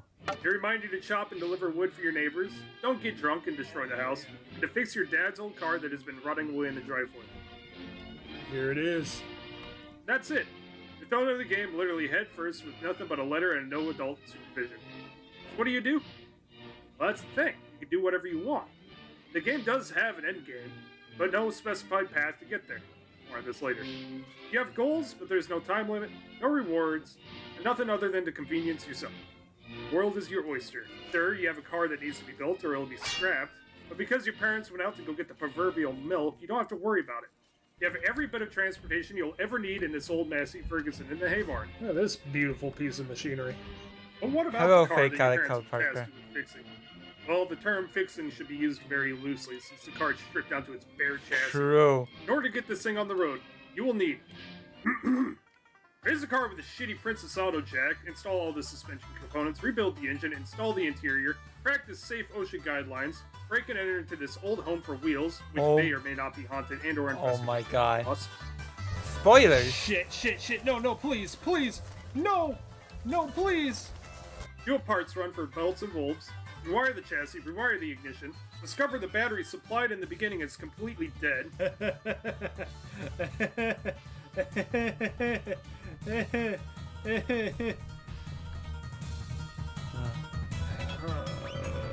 Oh! Start a small fire. Pet this cat. Source of fuel leak. I fucking hate this game. Double. Triple. I hate this Quadruple game. check which wrench is the right size. Double check all of your connections, fitting and wirings. Finally, you're ready to fire up your dad's old car. Wow. the dashboard isn't lighting it. How was your walk, fake Calico Parker? I should play It this. fucking runs! Woo! It's a But not complicated today. process and definitely takes a huge dedication of time. But when you finally get it right, the sense of That accomplishment means you had is a good something walk. else. This is coming from someone that used to work on his old junk myself.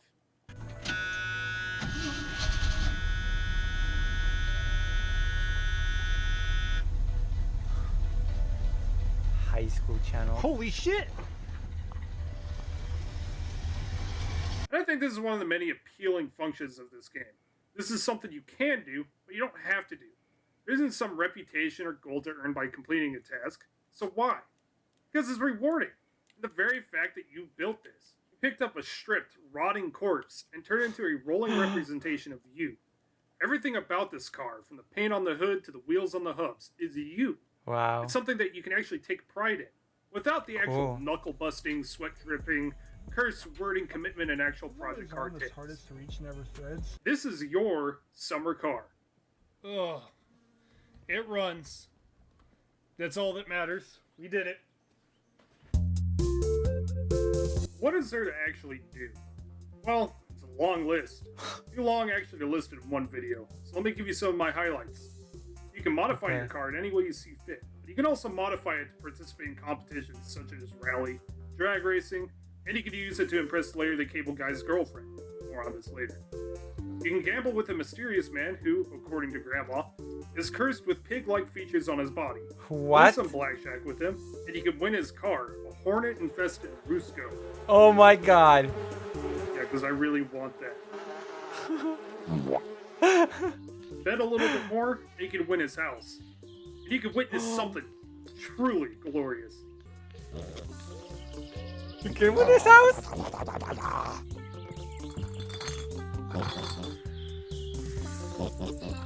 P.S. You could just steal his car, and neither him nor the authorities will actually care.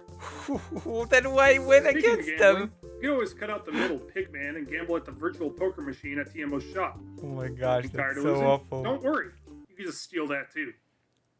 Tired of your car not passing the inspection at the DMV? Just dump raw sewage all over their yard, and then blow the engine in the communal septic tank truck trying to make a speedy getaway. Participate in a lottery, converse with the locals, jump off a ski ramp. Oh my with a pit god. bike, Can be chase so some kids evil down in with this the game. local soccer field, dance at a local club, get kicked out of the local club, then fight someone in the bushes and steal his watch. Slam down a case of 2 or beer, drive home, and then be discriminated against for simply boozing and cruising. Enjoy the commute on local public transportation. That guy's having the time of his life. All this, and much, much more. And as you play, you interact with both the world and its fabulous citizens. Oh my god. You might find yourself forming a certain bond with each character, such as the shop owner TMO, or the mechanic game whose looks car you glorious. get to return. This is like the And best same will game happen ever. back. As characters speak with some sense of familiarity, recognizing Okay, you as a town wait a second. superstar. What? You might be saying, wow, that's a lot of things to do. Surely there's gotta be a catch. You'd be right. This game is essentially a sandbox, but not in its entirety. You do have your own needs to look after. Your hunger, thirst, stress, Urine! piss, fatigue, and your Where's current poop? balance. There's no poop? I'm so disappointed in this game. Urine but no Money poop? is an important aspect of the game, whether it be for maintaining you or maintaining the car. You will need some cold, hard, finished beer tokens. You have multiple True. ways to I need earn cash money, as whether well. it be through Thank- normal blue-collar Help jobs me. or illicit run running, Help me. gambling, chop wood, bootleg, pump septic tanks, steal property, make your grandma food, make your grandma food, make your grandma food, deliver ad magazines for the local shopkeeper. This is money you need to quell your basic needs. Perform basic and enhanced maintenance, or for somebody else to do it for you. Settle fines, pay bills. Yes, even bills. If you think that's absurd, wait till you see what happens when you leave the TV on. Some complain that the game might be too grindy, and I could see it as a valid complaint, seeing as each task takes a good amount of commitment, such as the Wow. absolute misery and pain of chopping wood, a task that, supposedly, relieves stress. If you get tired of the grind set, there is always one way to I live a nice, actually used to chop secure, wood, believe it or luxurious, not. and wealthy lifestyle, Yes, I know. if you don't mind a little bit of guilt. Joe, the town's most sober citizen, will give you a call sometime about 3 a.m. in the morning from TMO's pub needing a ride. After doing so for about 5 times, he will reveal the location of his suitcase full of money that he won in the lottery. His most well-kept actually- secret, even from his now divorced wife. You, being a kind and caring friend, steal his briefcase and take all the belongings for I've actually chopped wood with my scrawny little hands. Well, they used to not be. I used to be strong. The case contains millions of dollars. Pretty much Please makes believe the rest me. of your experience in the Please game trust me. creative. I used to be Well, super strong. except for the part where Joe tries to butcher you in your sleep with an axe countless times before attempting Epstein bungee jumping at the local bridge. What? Now, you have your car, your money, your closet full of beer, and are pretty content with your life in the game. What now? More on that later. Let's talk about some negatives. First, Mental Gym. I interrupt this amazingly well done video to bring you some bad news. What's the bed? While in the middle of editing this video, Martin Sino Pants, this guy, using state-of-the-art Meta Brainwave Neuralink technology, has scanned my brain and my computer to steal my completely original ideas and pass them off as his own. Sure, it may be a coincidence that he decided to make a My Summer Car video at the same time as me. If you're an idiot who's also under his control, I have no real evidence of this claim, nor is the video he made actually like mine in any way, shape, or form, but nevertheless, I know it happened. This has sparked a bitter rivalry. True. Just saying something, because I'm I pretty think sure the duck he doesn't should know who win I the am. rivalry. Wait, that contradicts what I said earlier. Look, doesn't matter. I'm on to you, Frog Boy. As mentioned, plenty of people complain about the grind in this game. Money is an important aspect of the game, and there's plenty of ways to earn it, and spend it. People complain that the work that they put into a task doesn't match the reward. That Aww. money disappears really Just like quickly. in real life. More tasks are tedious. Just like in and real there's life, you sometimes put so cumbersome much and work, clunky but the mechanics reward and doesn't match it. limitations in Unity. That's not Specifically- bad. That prepares you for real life. Pretty accurately. Oh boy. Doesn't it? Doesn't it just prepare you for real life? Mario literally spent like a month playing this game on stream because he had a thing where if you donated, he'd have to drive X miles in the game. Wow, I should do that. I used to pick up chicken, believe it or not. Realism. Doesn't help. As I mentioned earlier, one task I got underway in order to relieve my character's stress, supposedly, is chopping wood. Yet the only thing I managed to do was spike my own stress instead. In order to chop wood, pick up an axe, click on the wood pile, right-click to split, and hope that the two pieces fall off the chopping block. If you don't, you have to drop the axe, pick them up, move them by hand, and then you can't spawn the next log until the block is clear. Oh Pick no. up the axe, repeat. Do this until it's too cluttered to work, then toss them in the back of the trailer. Do this entire process That's bad. until the trailer is full. It fills up very slowly, But I know how and to it chop is very wood. painful. This translates into pretty much all multiple different types of jobs, such as emptying septic tanks, delivering hay, and picking strawberries. Most of your jobs will come over the phone, and it seems that most of the time people will call it the worst of times to do these tasks. I killed half my team. For no reason. The beginning portion of the game, I just ended up unplugging the phone. As I got tired of getting calls randomly at the middle of the night or when I was in the middle of a task, for jobs I just couldn't be fucked to do. Arrest for it? You can get arrested? Oh my god.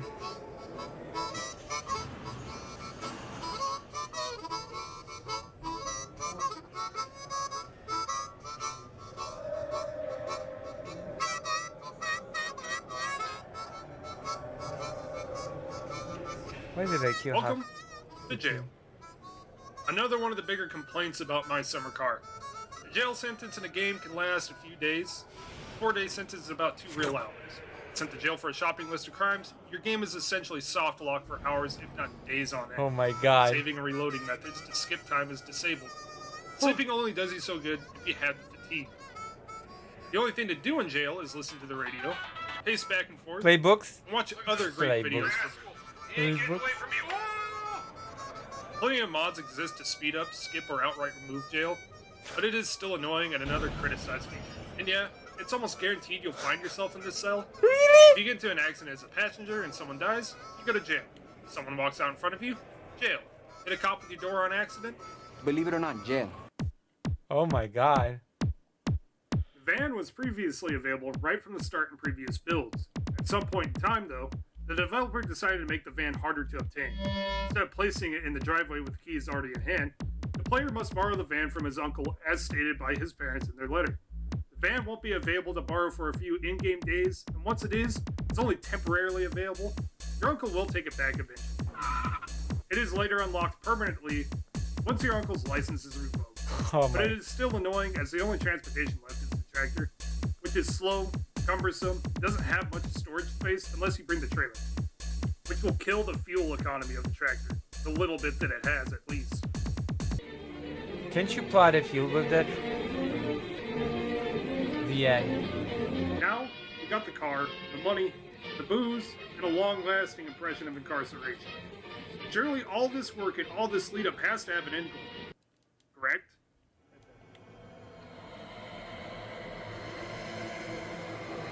Well, yeah. This is Suski, Janice's girlfriend. She can be spotted riding with Janny in his car. Janny will usually throw insults in your very existence for a few minutes, and drive off with absolute admirable skill. Follow them, Janny may crash with enough force to kill him. That is when you save the day, giving Suski a lift to your place, allowing her to rest after watching her current boyfriend give the interior of his car a nice burgundy makeover.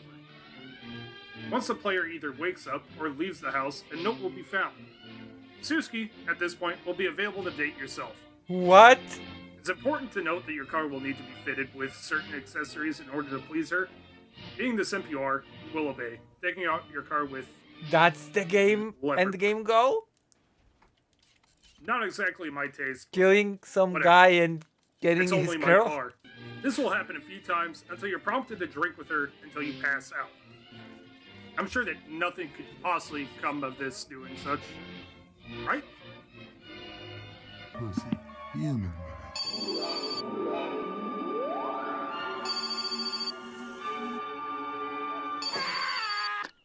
No hei tiedätkö vittu mitään? Nyt kävi niin, että me on pieni päin. Ja minun vanhemmat on sitä mieltä, että sinulle Oh minun my ei god, vittu no ottaa way. oikeesti tätä vastaan. That cannot be real. Eli on niinku raskana, jos et tajunnut. Tajusitko? That cannot be real. Vittu. I don't believe this is real.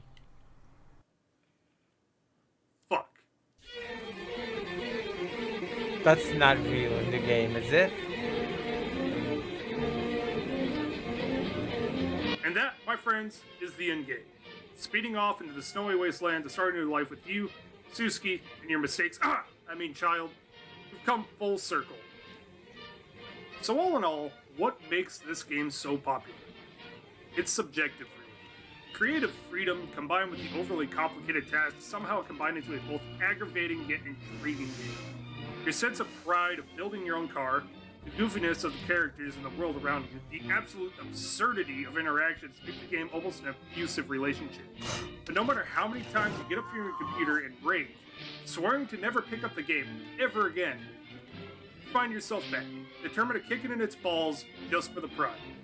A sense of pride that makes you feel powerful, unstoppable, until the my next gosh. roadblock comes along and forces your hand again. Gameplay is fun, but in areas where it's aggravating, it's less about having fun and more proving a point to yourself. What? This game is not for the weak of heart. It drops it into your lap and you'll have to figure it out on your own. It will cause you to punch the air multiple times, whether it be in defeat or success, but yet it always pulls you back in. Epilogue. So what does the future hold for My Summer Car? While the game still shows in early access, the developer mentioned in a dev update that the major changes are done. The game is in its bug fixing and final form stage. A few small features like a TV in the jail were added, but most major changes have already been done. But that's not the last we'll I see can't of Honest believe Tech. this. On December 25th, 2020, YouTuber Royal John Love, aka Johannes, the developer, released a small I like the idea your parents get back and you just left a note saying you knock up some girl and took your dad's car to start a new life in an even more rural Finland. minute-long teaser of his next game, My Winter Car. He also announces its creation in this dev update here. Most of everything that's being claimed to be within My Winter Car is mostly speculation. There's no exact release date, but nevertheless, as soon as it's released, I can promise you that I will cover it. If you guys enjoyed this video, leave a like. Maybe a comment with some criticism, as I would like to know what works and what doesn't. I also have a Patreon. A donation isn't required, but I could definitely use a helping hand as of late. I I have a too Discord can if you use wanna a join helping in, hand. and a Twitch if you want to see me Please live. help me. That's it. Please, please, please, please That's a help wrap. me. Help You can me. get off the toilet now. Alright, we've done it. Thank you. How did you like? Did you like me watching the thing? Was it pleasurable to watch me play the... Not play. I returned. Hello, you've just missed a hell of a... Why is my video so choppy? You've just missed a hell of a thing. My video's so choppy.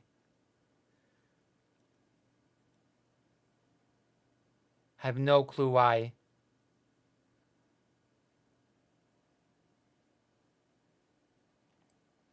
My Streamlabs OBS is just working very slow. I have no clue why. Oh, it's not choppy anymore. Good. How are you, Greater Rain? So if you enjoy all the things, I wanted to land on the box, but I missed the box. The Eurojank has infected Lucy's computer by osmosis. True. But it's good. Holy water. Speaking of jank, we're about to be playing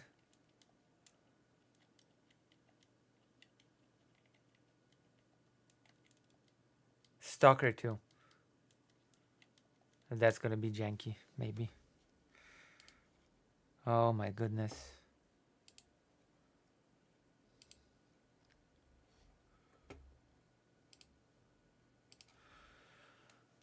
Whew. There is a bit of work to be done.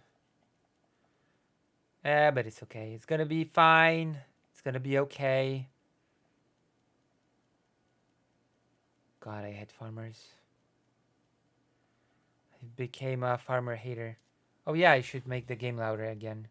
For you to have any sort of music for my... How's this for a thing? Hmm? No. Out of range. Haste too. At least we've got a solid 10 viewer thing, okay? Going. I just hated my enemy. Where are you going from watching Finland to playing Ukrainian Jank? Yes. And you're gonna like it. Oh, there's a crappy item. That's cool. Wait, you're still alive?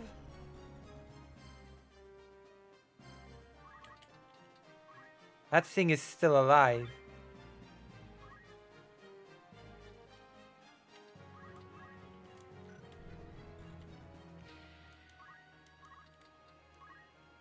I can't believe that thing is still alive.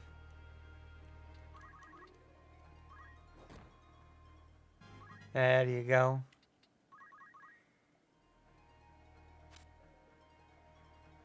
Okay, so we're gonna finish this level, we're gonna save game, and then we're gonna play Stalker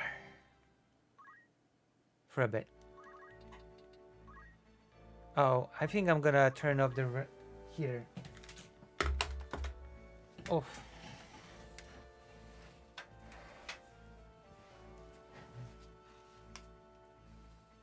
Hey, it's off. Is it off? I think it's off. Which one's off? This one's off. So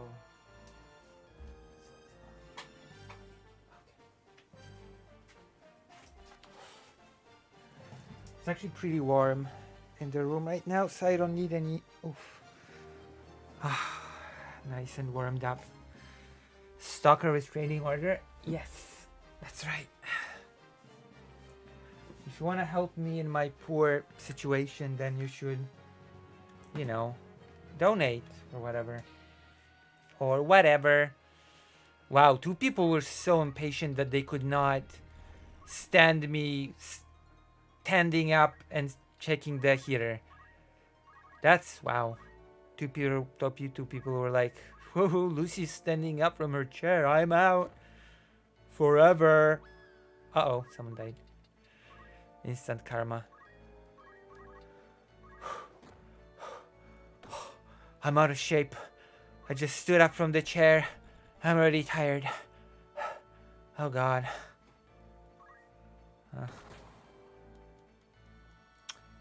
And yet I can handle pretty intense activities.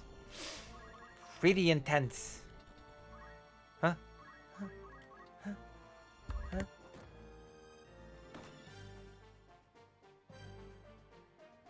I sneezed once, which means that someone just said something very unnice about me. Someone just said something mean about me. Who was it? I already did, I know. That was not directed at you, okay? That was directed at somebody who's here and oh my gosh.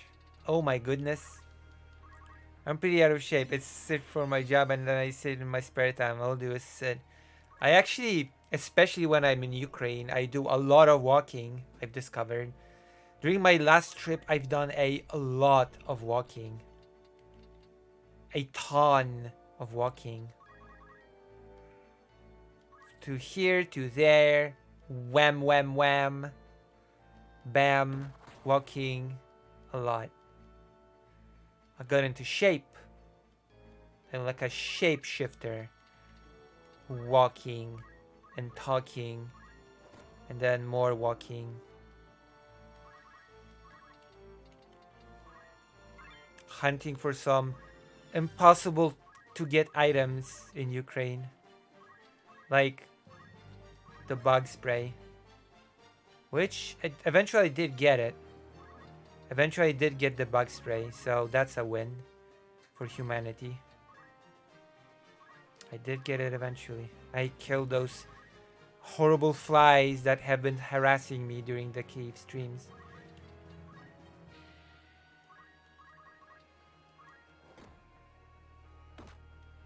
I mean, how are you still alive?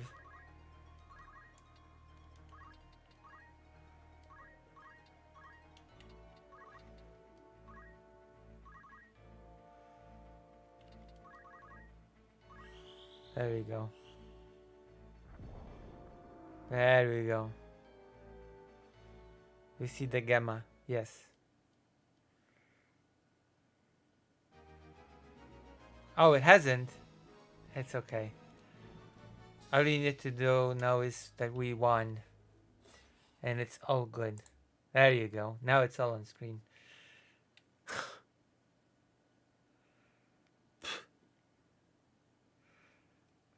We save the game. And we turn on the stalker.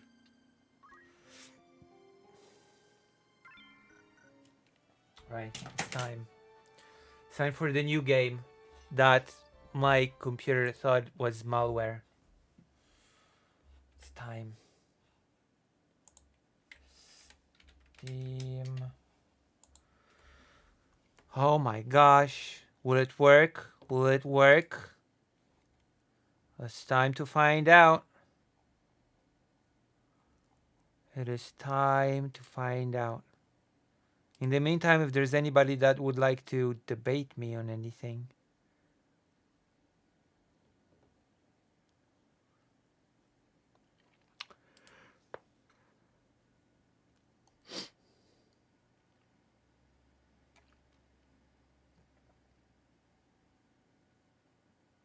Oh, there we go. Political. Romania election stunner. Unexpected hard right candidate surges in...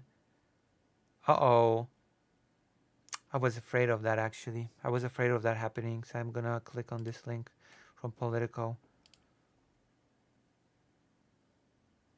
Uh-oh. I was afraid of that happening. My goodness.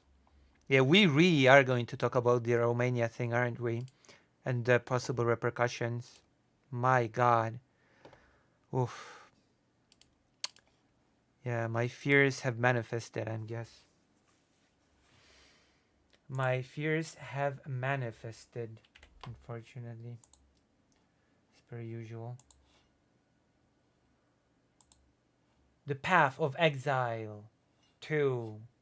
Pre-purchase now. I'm not pre-purchasing anything. I've been pre-purchasing too many things. And now I'm poor and have to beg to get money for the trip to Ukraine. I've been playing Project Zomboid.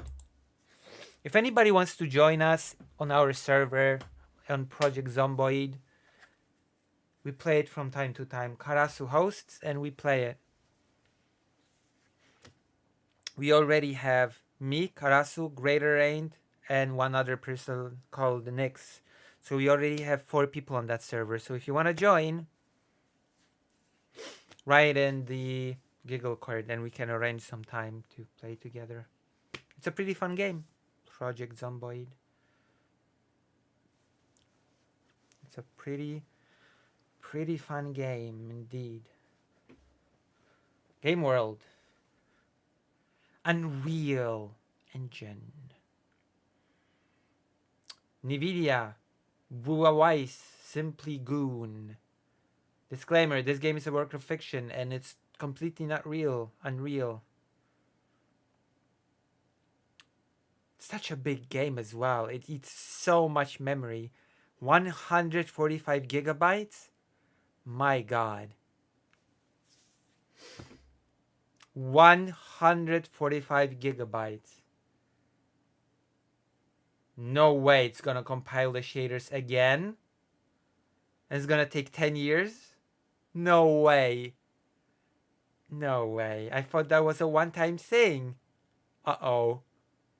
What-oh. It wasn't a one-time thing. It's a thing that has to happen every single time. Oh my god. No way. No freaking way. Yes. It is a loading screen. Wow. Thrilling stream. Donate and I'll get a better computer. Oh. Wow. All that's happening. It cannot be helped. It cannot be avoided. I'm honestly going to launch this game on the laptop and see if it doesn't load faster. Oh, I just cannot believe this. I cannot believe what's happening.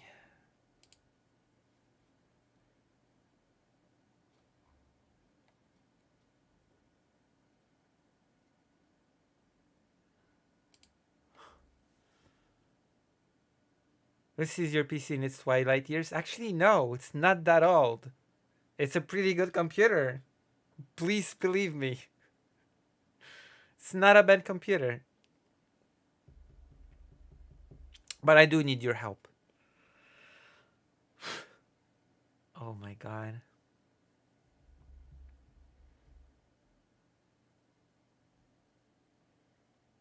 You want me to have the game on and launch the video? That's not gonna work, Dr. Johns, and you know it. I'm gonna be the entertainment while we wait. I'm gonna entertain you with my words, purely, with my entertaining stories. You come here for me. You come here for my personality, right? You come here for how I make you feel, not for what I say. There's this famous, I've heard this from two sources now.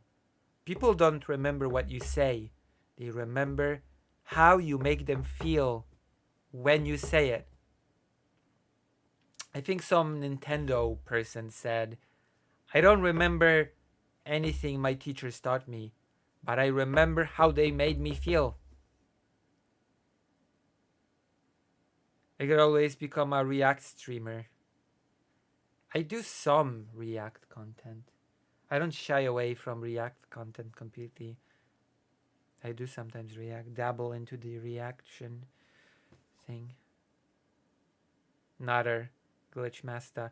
Glitchmaster is white now. I knew it.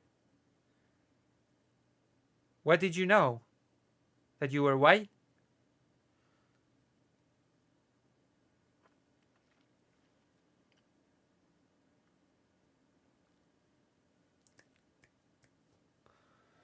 Wow. What book should I read? Do you have any? Oh, I want to look at something.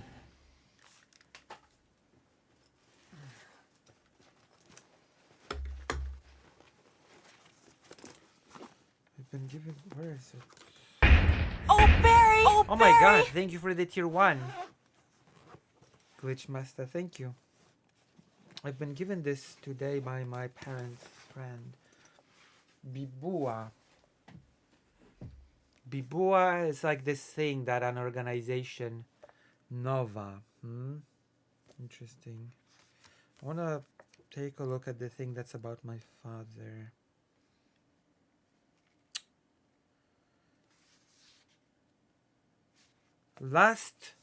I'm gonna read you my father's last social media entry. It happened. Effing COVID attacked with all its might, without warning. Day by day, hour by hour, I've lost the ability to move my hand or leg. Keeping my phone in my hand, even for a moment, is a miracle. The battle for oxygen is really uh, exhausting and stressful. Since yesterday, I've been under the care of wonderful medics at the hospital that I'm in. I thank all of you for support and your thoughts, and I apologize for not responding to emails and phones. I just lack the strength to do so. That was his last entry in the social media.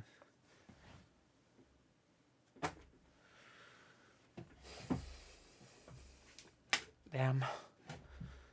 I actually expected him to recover from that thing. I actually did not expect it to go the way it did, but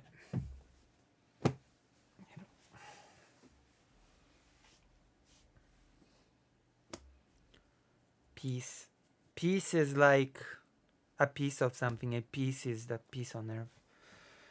The first piece you wrote means a piece of something, a piece of an object. It's still loading. I'm gonna read those articles about father probably. Damn. I remember that social media thing.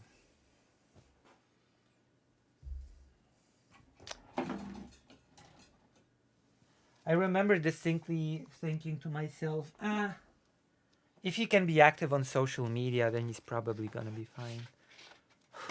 I was wrong.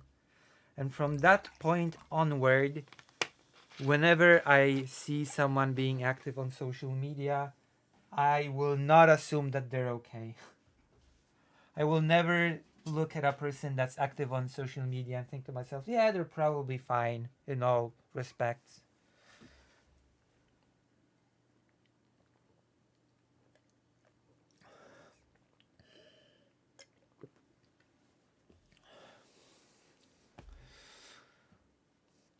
It's still loading. Sorry. Well, you know, it happened a few years now ago.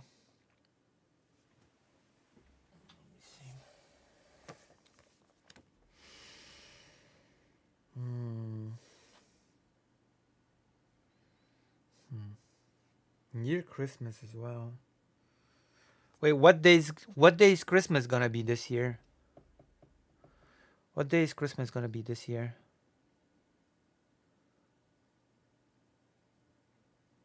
What day is Christmas this year? Does anybody know? What day is Christmas?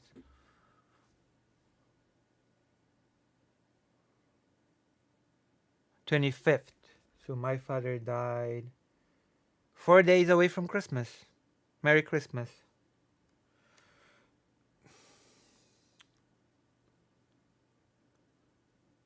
Oh, well, I wouldn't go that far. Death of Philip August, but...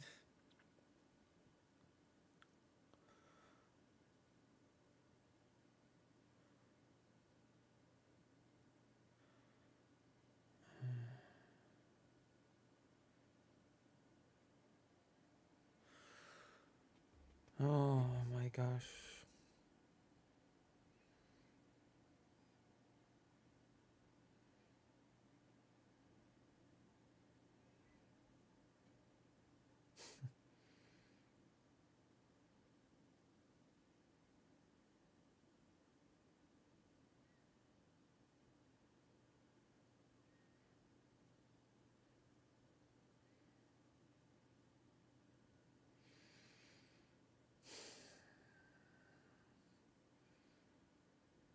Interesting. Sorry.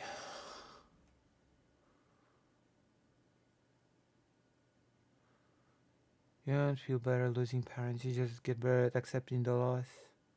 At least that's been my experience, well. And grandparents for that matter. Gosh. Oh, my grandfather. Grandfather. I was far closer to my grandfather than my father, to be quite honest with you. I've seen him much more as a father than my actual father.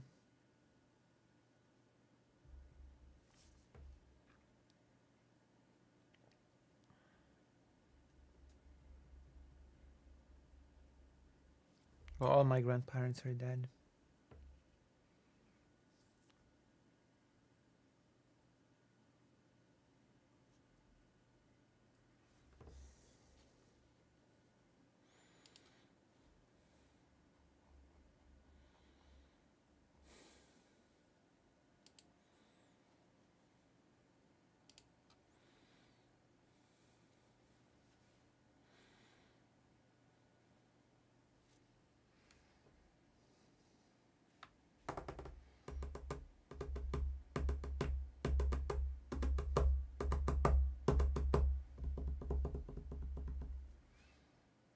Damn. Now the atmosphere really became gloomy. That's okay, we're going into a cheerful game. We're about to play a really cheerful game, so it's gonna be good. It's gonna be fine. So anyone seen the Arcane finally? Of course I've seen Arcane the first season years ago. Of course. That was pretty good. Had good animation. So I'm probably gonna watch the second season at some point. It was pretty fun. Although the story pissed me off. I'm not gonna lie. The first season's plot pissed me off. It felt very forced to me personally. Oh god, don't remind me. I love the animation, but the... Oh, thank you, Glitch Master. Thank you. It's so good. A little rushed, but good. Okay. Like, I feel like a certain character's path to becoming evil is extremely forced. And a certain other character's rejection of that other character that became evil was even more forced and stereotypical. That's what I'm gonna say. It annoyed me. It pissed me off. That's also what I'm gonna say. Alright, let's play. Oh my god, it's Stalker, which is very quiet now because I've decided to make the game music very quiet. Oh, now we have the atmospheric music. Continue! So what's the hype of this game? It's Ukrainian and it's great. It's a classic. It's a cult following classic game. It's a shooter. My genre. That's a lie. Shooters are not my genre. That is such a bold-faced lie on my part.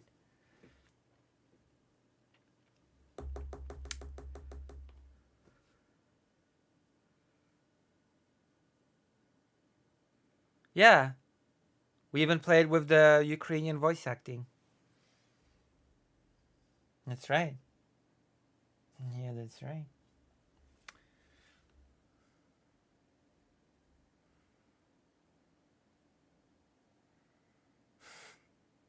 My computer cannot handle this game. It's okay. We're gonna play it anyway. We're gonna play it. We're gonna enjoy it like we mean it. I feel like maybe it'll run better on the laptop.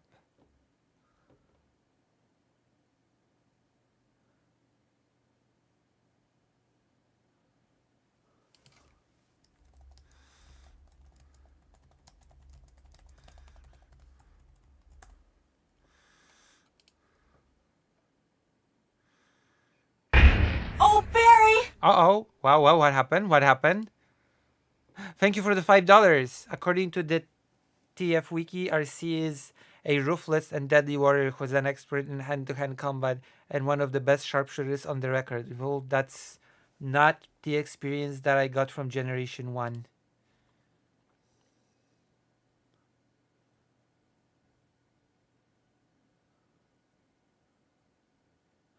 The monopolization of farming is like a EU problem more than a Ukraine problem, so it still does not excuse the farmers blocking the border. By the way, I'm responding to Discord on stream because that's how I roll for some reason. I'm alienating a lot of the people here that are not on my Discord.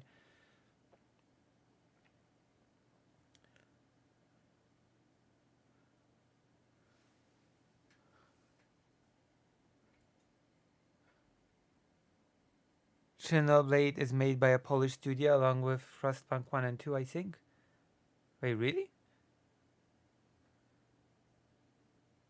I have to.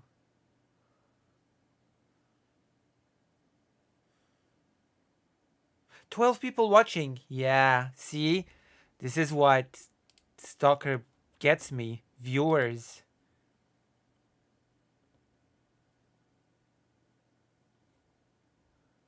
This is what playing Stalker gets me. Viewers. Viewership. Hardcore viewership. But we're still in the loading screen, so it's okay. You're gonna see me fumble in this game. If you're here to see competent gameplay, then I would advise you, please remember Fallout New Vegas, which, by the way, we have to play as well at some point.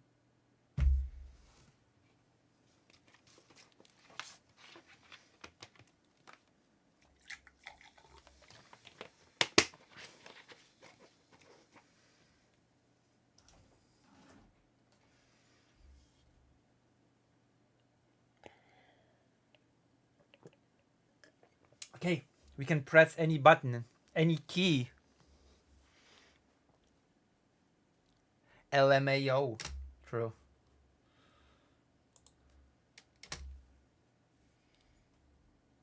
I didn't mean to derail. It's okay. I always derail. Let's play. Let's play the game. Wow. Of course, I would. Oh my god. It's Stalker. And I completely forgot how to turn on the map. I forgot the controls. Wait, hold on. What are the controls for this game again? No, that's the wrong. Wait. Inventory.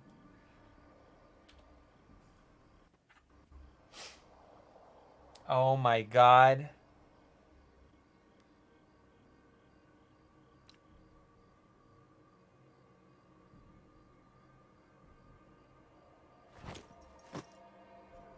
What the hell?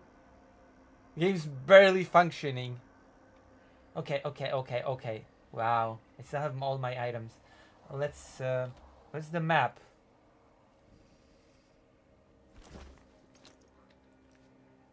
M is map, right? Yes. It's actually pretty intuitive.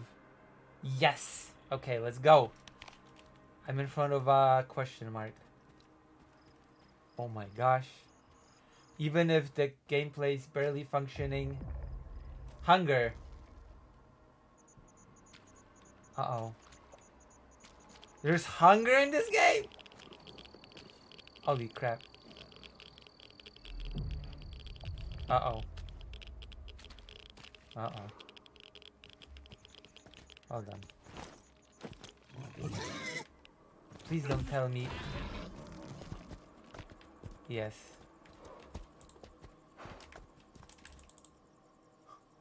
The game's not working well.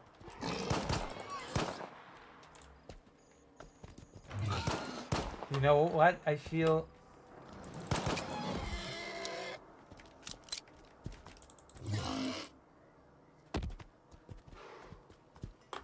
Where's the pig? Oh.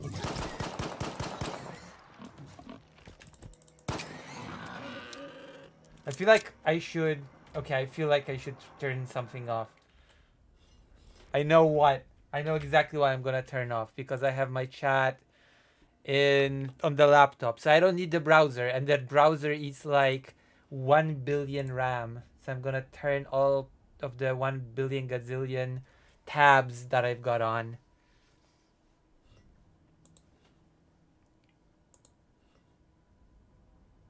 And that should help it. That should help the performance.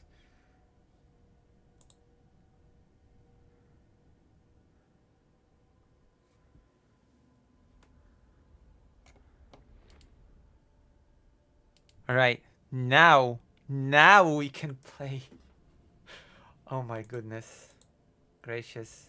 Okay, now it should be smooth gameplay.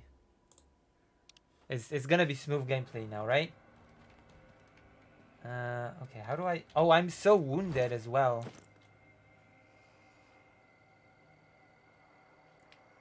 How do I grab a bite? Medkit. Bandage. Okay, how do I... Q?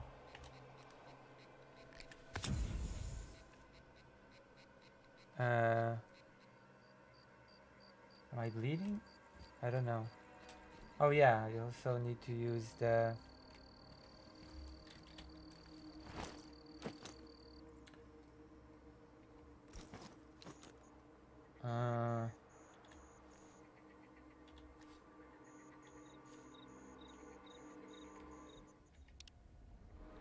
How do I...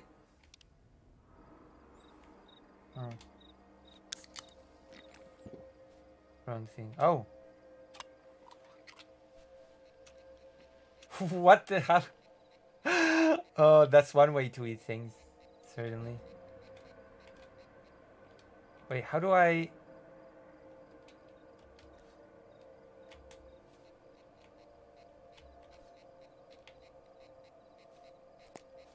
Oh! I get it. That's pretty smart. You see? That's pretty smart.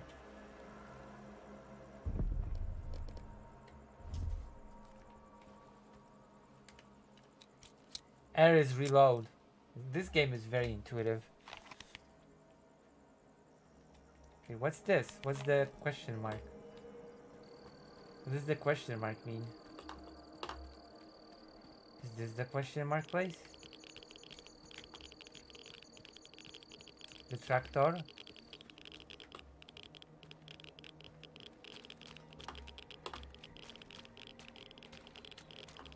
Oh my gosh. I'm not being very good at this game right now. Where am I? Wait, what is this little hut?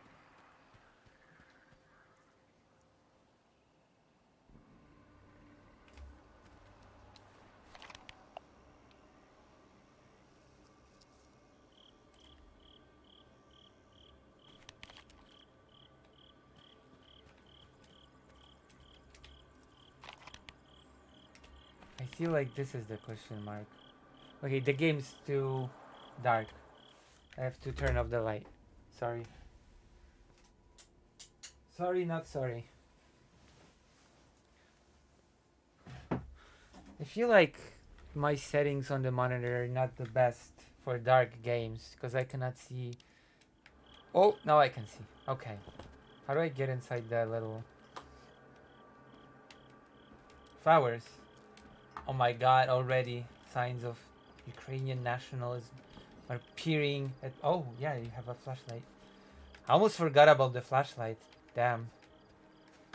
Once again, I'm not very... Wait, how do I interact with things again? How do I interact with things? Was it... Okay. What was the interact button again? We're gonna Google it together like a family. Hold on. And that's New York. Oh my gosh, Joe Rogan. Leave me alone. I didn't do anything to you, okay? It wasn't me. Talker to interact button.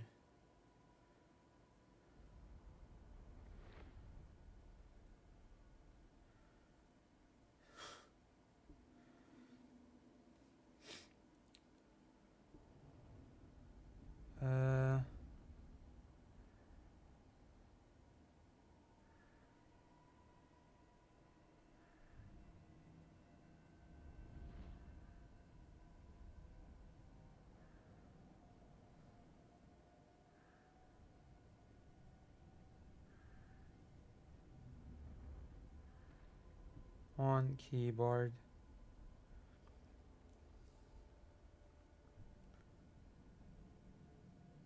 Wait, maybe I'll just have to check the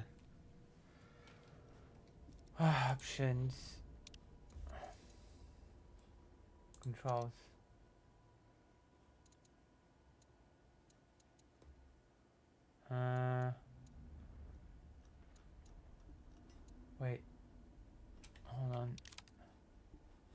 What are the controls?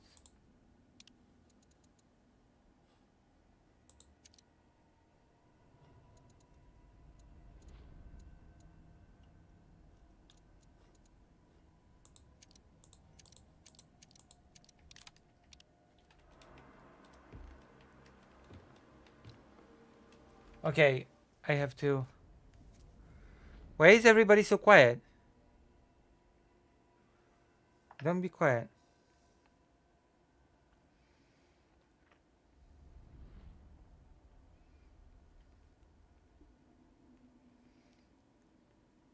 F. There you go. F like failure. Like the failure that I am. Okay, can I interact with anything? I feel like I should be able to interact with something.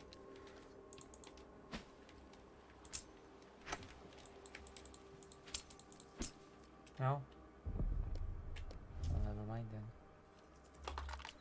No, no, no, no, no. Alright, see? That's better. Ooh, an axe. Can I take it? I cannot. I cannot take the axe. The axe is untakeable. Well then what's the point of this shack? If I cannot take anything. What is the point of this shack?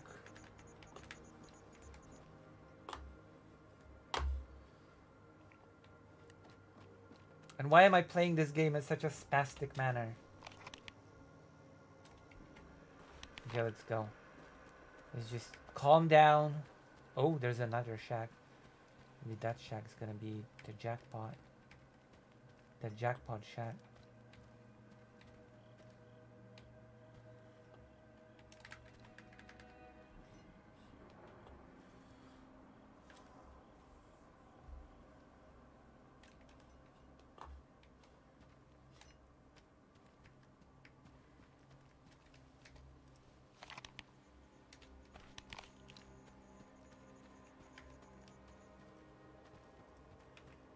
A house. Surely there's something here for me. Right? A shoe! I bet I can interact with it. I guess I sort of can. A jacket. It's mine. It was supposed to be mine. Oh, come on. Nothing's here. That is so sad. I wanted to interact with... Oh, right! Items. Yes, sausage. Gimme. Gimme your sausage. And I'm gonna... Wow. Okay. I should calm down. Should not describe what I'm gonna do with the sausage. I'm gonna eat it, of course.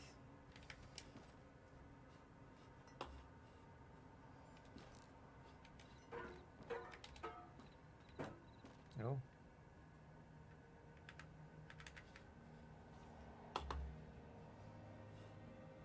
It's like a booby trap, to be honest.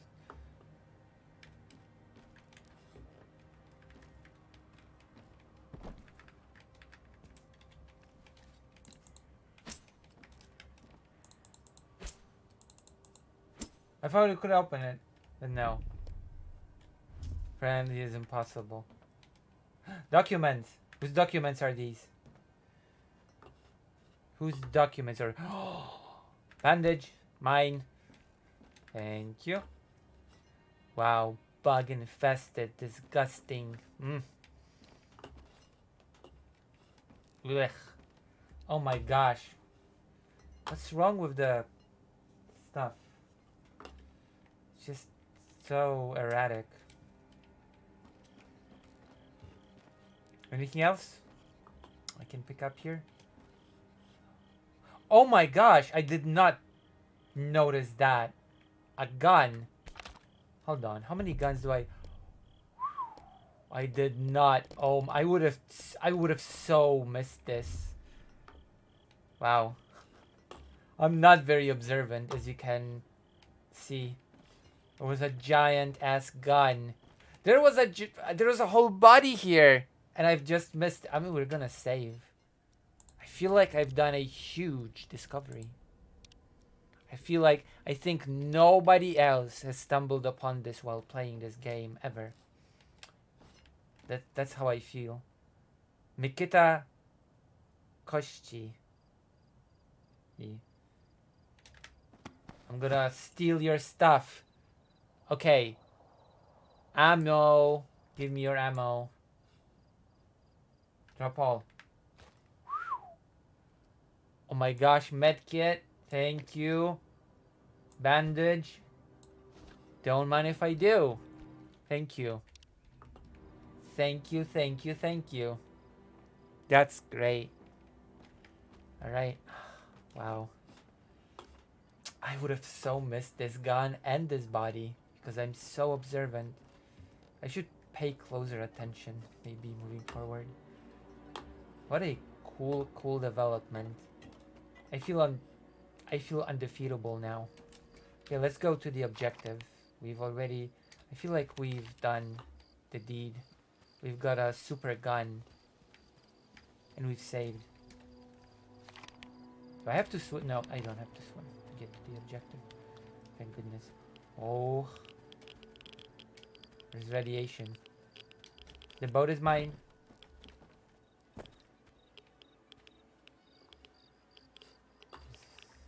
There's radiation here. Ugh. Alright. For a second there I thought I wouldn't be able to do the jump. For a second there, I was worried I would not be able to do the jump. I was. Okay. This is the objective place, I believe. No. There are things here. More documents. Whose documents are these? A jug. More Ukrainian nationalism on display. Of course. London. Oh. What a nationalistic game. Cossacks vodka. I cannot believe. I wonder if that's actually... Is that actually an existing brand? Cossacks vodka? I wonder how strong it is. I wonder if you can read it on the label. Yeah, 10 labels not readable. We're taking it. Oh. You get drunk? You used vodka to treat radiation exposure. Oh my gosh. That is so funny. A must-have alcoholic drink produced by a GSC renowned for its ability to flush radiant from the body. It's also an excellent remedy against the tedium of everyday life in the zone. That is funny. If I did it, wow. Of course. And you don't even get drunk. Bandage, thank you. What are these? Anti-anxiety medicine. You cannot take it. What is that book? I wish you could pick it up and read it. I like reading things in game. Ooh.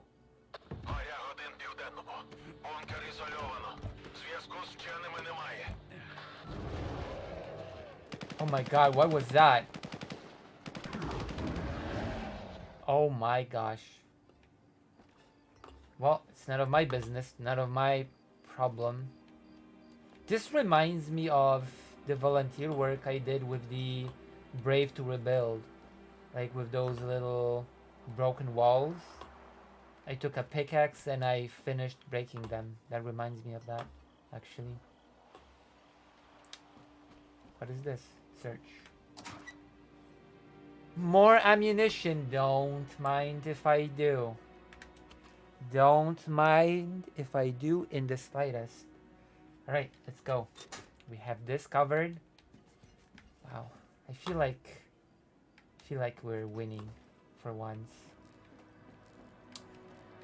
We're doing so well. Interact.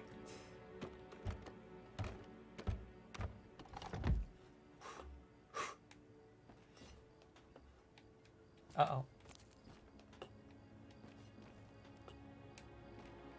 I saw a person on Twitter say, "Oh my god, the game has so much nationalism, etc., in a sarcastic, joking way. And I was like, that's not funny. It's not funny at all. What's so funny? And then I learned that there were actual reviews that said that the game has rabid nationalism because it has Ukrainian elements in it, like in the form of little Easter eggs. And I felt really disappointed with humanity for a moment. I felt really disappointed with everything in that particular moment. When certain reviewers were like, oh yeah, there are such nationalistic moments in this game when there's a Ukraine themed matchbox or something. I think you're supposed to go through the roof.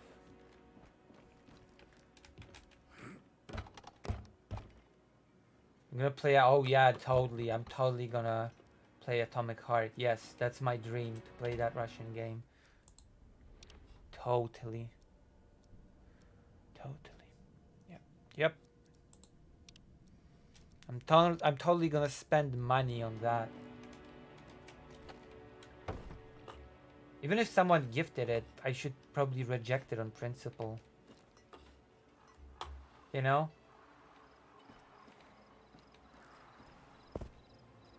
Even though it's pretty rude to reject gifts, but...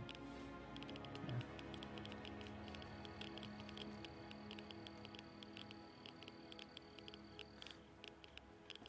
I am biased. Listen. The point is not to be biased. The point is not to not have any bias.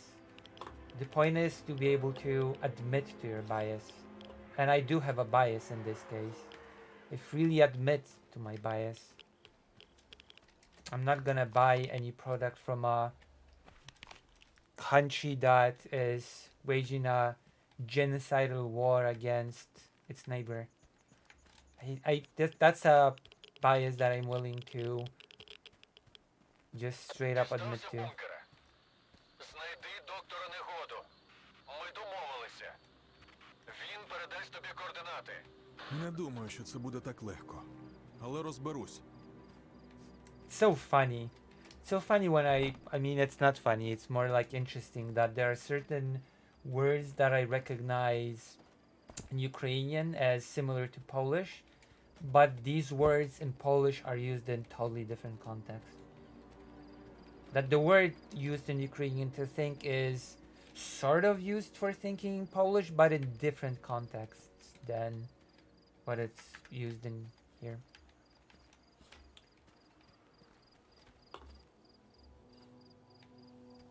Which makes it interesting for me, at least.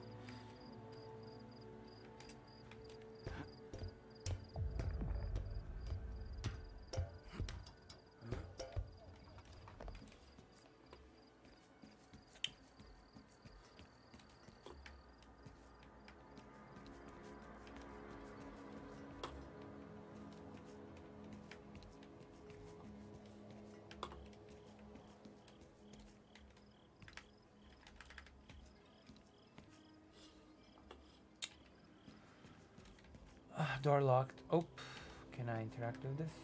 It looks like ammo as well.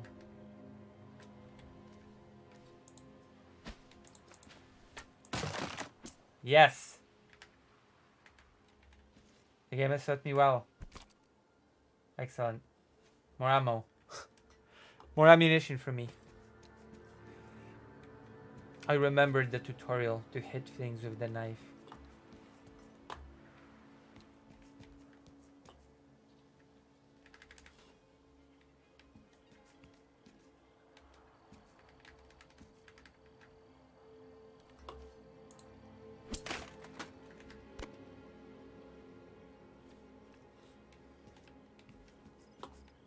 Couldn't I just open it? Do I have to hit it with the knife?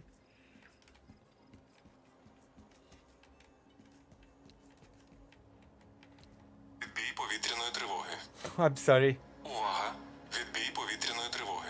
Apologies, my phone has apps that warn me when there's air sirens, and I forget to disable it when I'm in Poland, so I just got a notification about an air siren.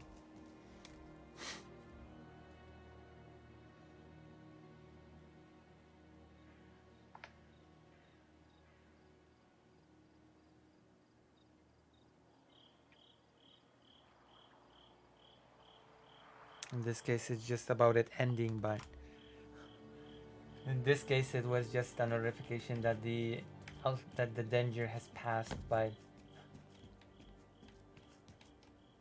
I got a little bit embarrassed when I was riding the bus to Poland, and suddenly, on the bus, a loud voice started warning against bombing. Thank God the bus was almost empty. Because that would have been, if the bus was packed, I imagine it would have been annoying to people to have to say the least, you have to listen to alarm, loud alarm. Should be more careful with it.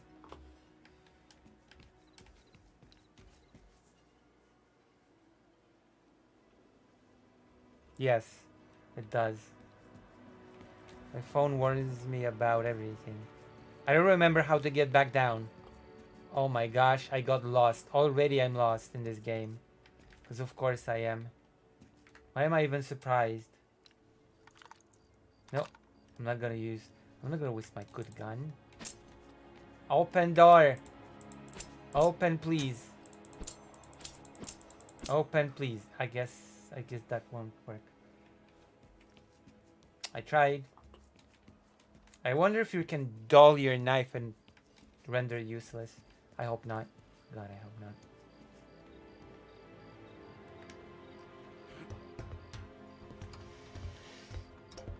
I hope you cannot render the thing useless.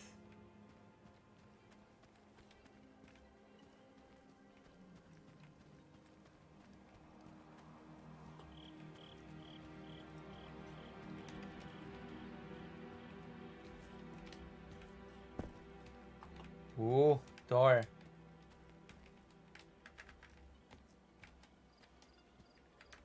But I cannot use it for some reason. I want to open the door. Can you open the door? Okay. Can I not open doors? I have to use the knife.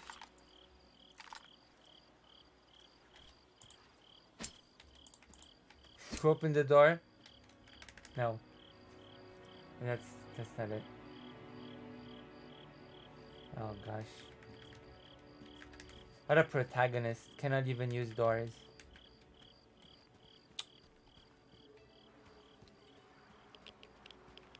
This game has outsmarted me.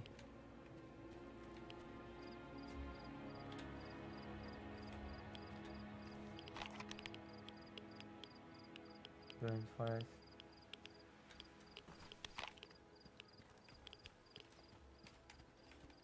This game has outsmarted me. I'm supposed to find someone here.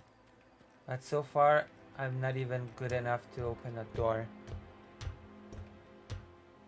Door stuck, door stuck, door stuck. Yes.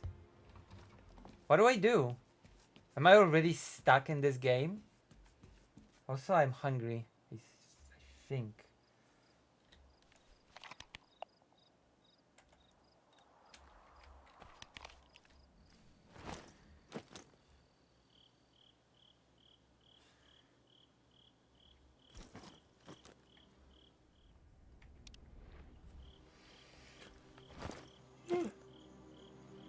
I've got a sausage. I'm gonna eat the sausage.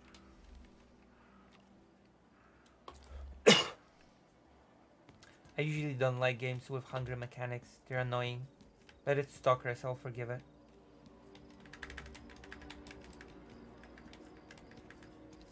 Is there really no way to open the door?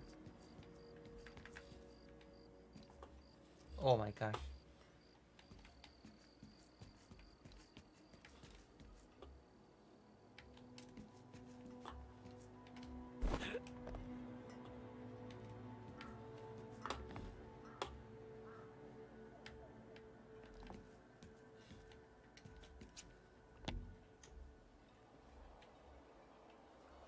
Oh. Oh, wow, wow, wow, wow. Well. Well, the game has already outsmarted me. It's game over for me. This game is too smart for me. How did you go up there? By jumping, of course. By a ladder. I used the ladder. Oh, wait, what's this? Never mind. I'm now unstuck. I've graduated to being smarter than the game once more. Excellent. Let's open this hatch. This one's interactable. Ugh. I would not be able to open that. I'm far too weak. After the estrogen treatment. Oh my gosh. You would not believe what it has done to me. Alright, I'm in. What happens now? Ooh, such a complicated area. Does it have a map? No, of course not. It would have been far too easy. I have to memorize the layout like a real person would.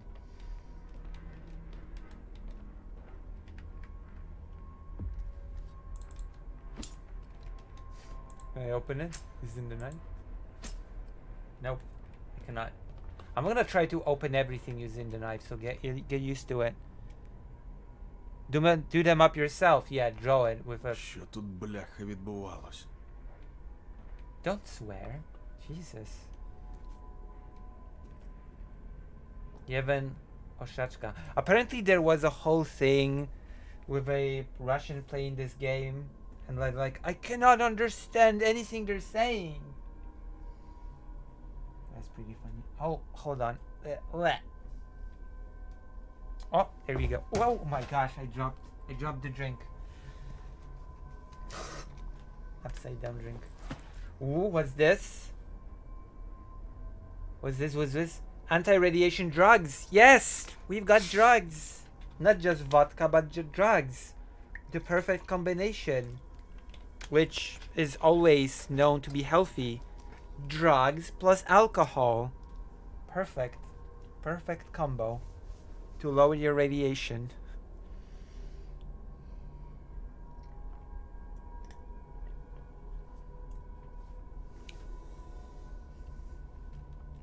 I'm gonna take this, thank you. Thank you very much. Anything else you've got for me, Professor Doctor? What did happen here? I think they were attacked by a wild boar. There's blood.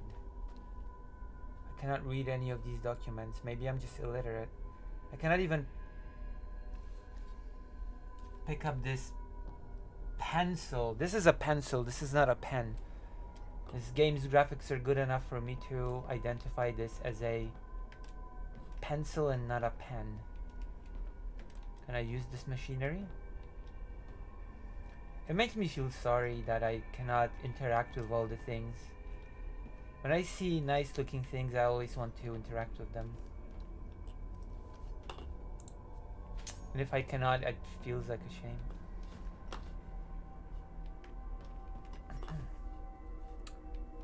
Ooh, a pen. See? It's just asking me, it's just begging me to be able to interact with it, but alas, I cannot.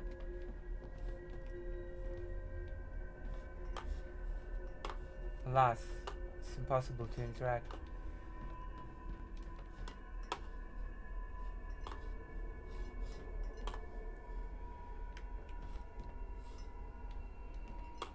Can I open this door? No, I cannot. I thought I could.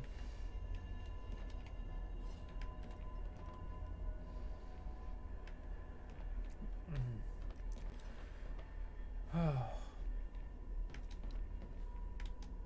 not many doors are interactable in this game. I'm starting to notice. Oh, another dead person. A gun! Let's take his gun. How many guns can I have? Oh, it's the same gun, I guess. No, it's a new gun. damage, fire. Damn. You get so many guns so quickly in this game. It's crazy. You'd think the game would be a bit more stingy with the equipment that it gives you. But no, apparently not at all. There's probably some annoying weight system that makes you overload it very quick.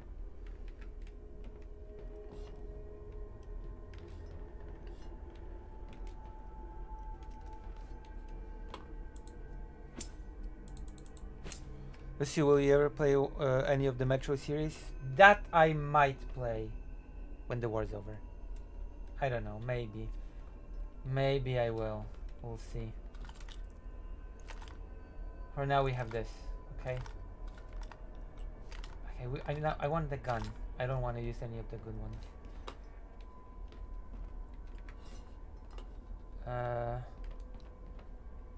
Okay. Oh, I cannot climb the bed? That's surprising. I thought I'd be able to climb the bed.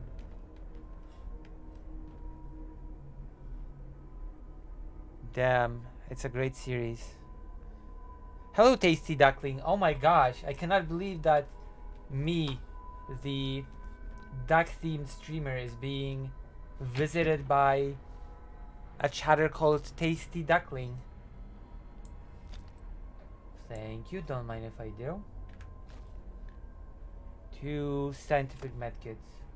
What's the difference between a normal medkit and a scientific medkit? That's a medkit. The experimental drugs included in these kits can work wonders, but keep in mind that many of them haven't undergone clinical testing yet. Use them at your own. Oh, okay. Now, it's really good. I know it's good. I know Metro's good. I do read. It's based on a book as well. There's a book. Also, Tasty Duckling, join the superior chat.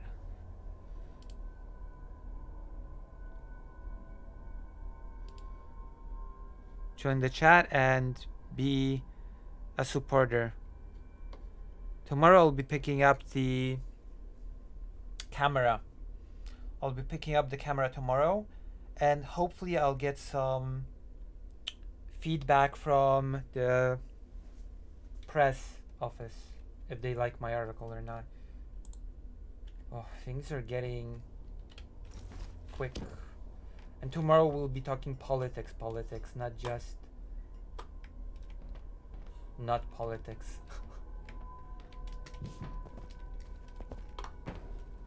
Blah. Wait, Tasty Duckling, have you been here before, or is this your first viewing of the stream? If this is your first time, welcome.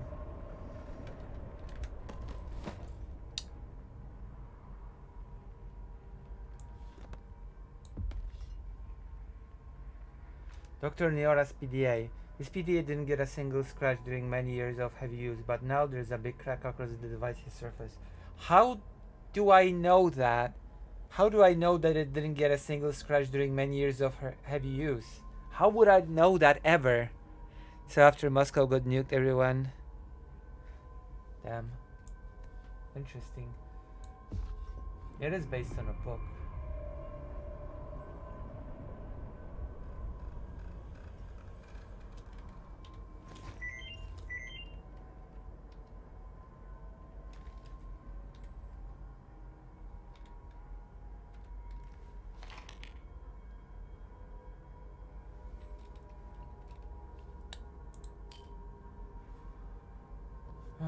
Notes.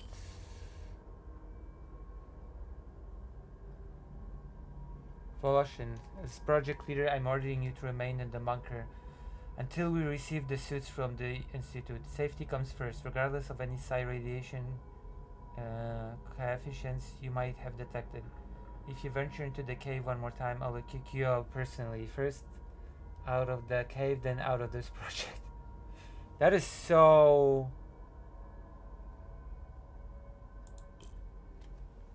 Soldier, got it? Dr. Nehoda, yes, it's all on my laptop. How long will these coordinates be up to date? until the next emission, so that guy of yours should move his ass. There's someone at the bunker. That must be the man Herman sent. When did it get dark? You mean in Poland? About 2 or 3 p.m. It's already dark at 3 p.m. It's actually pretty sad and depressing. I always think that it's much later than it is because of that. It messes with me. It messes with me a lot, actually. I joined because I am in the Sunday Discord and have seen your videos in my recommended before. First time here. Oh, how do you like the videos? And how are you enjoying the stream?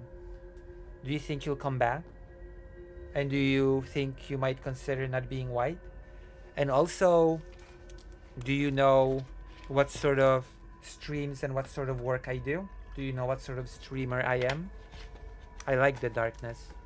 Hello, darkness, my old friend.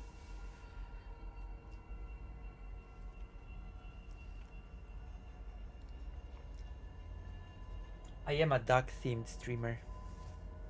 So your name is perfect. Out of the frying pan and into the fire. I returned after 3 years of service in real hell to cool off quietly, trading dummies. The cheapest artifacts burned out after being taken out of the zone by some lucky stalkers, drinking in my smoke-filled apartment and staring at the TV as if it were a window. As if it were a window. And everything seemed to be going according to plan until my flat got blown to smithereens one night. An anomaly right in my kitchen. It wrecked the title. Little I had left behind another dummy. Only this time I was different. A special anomaly, a special dummy, and if a certain Herman is to be believed, special money if I manage to recharge it with his scientific gadget. The catch is I'll have to venture into the zone to do it. I'm just here for money? Wow. I've heard enough stories to avoid the zone at all costs, but it decided to reach out to me. But it's time to pay a visit. Could it get any worse? As my demoted commander said, if you're born to hang, you'll never drown. I see. That's cool. I guess.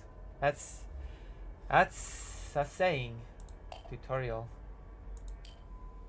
Alright. Ну що там? Куди ти пропав? Негода мертвий, як і решта вчених. Мертвий? Господи. Забирайся звідти негайно! Don't scream. Не старий. Кажи, де зберігаються дані. There you go. Stop. Знайди його ноут. Координати, вони мають бути там. There you go. The protagonist of this game thinks like me. Stop screaming. Jesus. Stop panicking. Oh, haha. Also, some of the words I once again recognized. It's a pretty nice feeling of the fact that I understand a lot more of the language than, you know, the average bear. Than the average English-speaking bear, at least. I feel like. Okay, I'm gonna find the laptop that I earlier could not interact with, and probably now I can. What is this? I've missed it, of course. Of course I've missed this before. Oh no, I haven't. I've actually searched this. It's just locked. It should just stay open. Like in all other games. To mark that I've already checked it.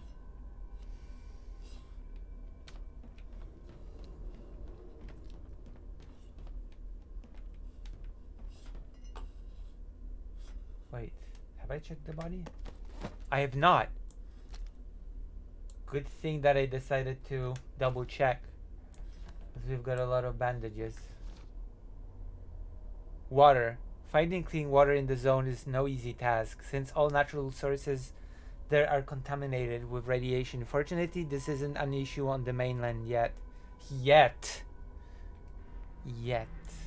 But it will be at some point. Oh yeah, there is a weight system. Echo detector. With outdated electronic components and subpar usability, this basic artifact detector is only redeemed by its very modest price. Well, I'm gonna take it, I guess.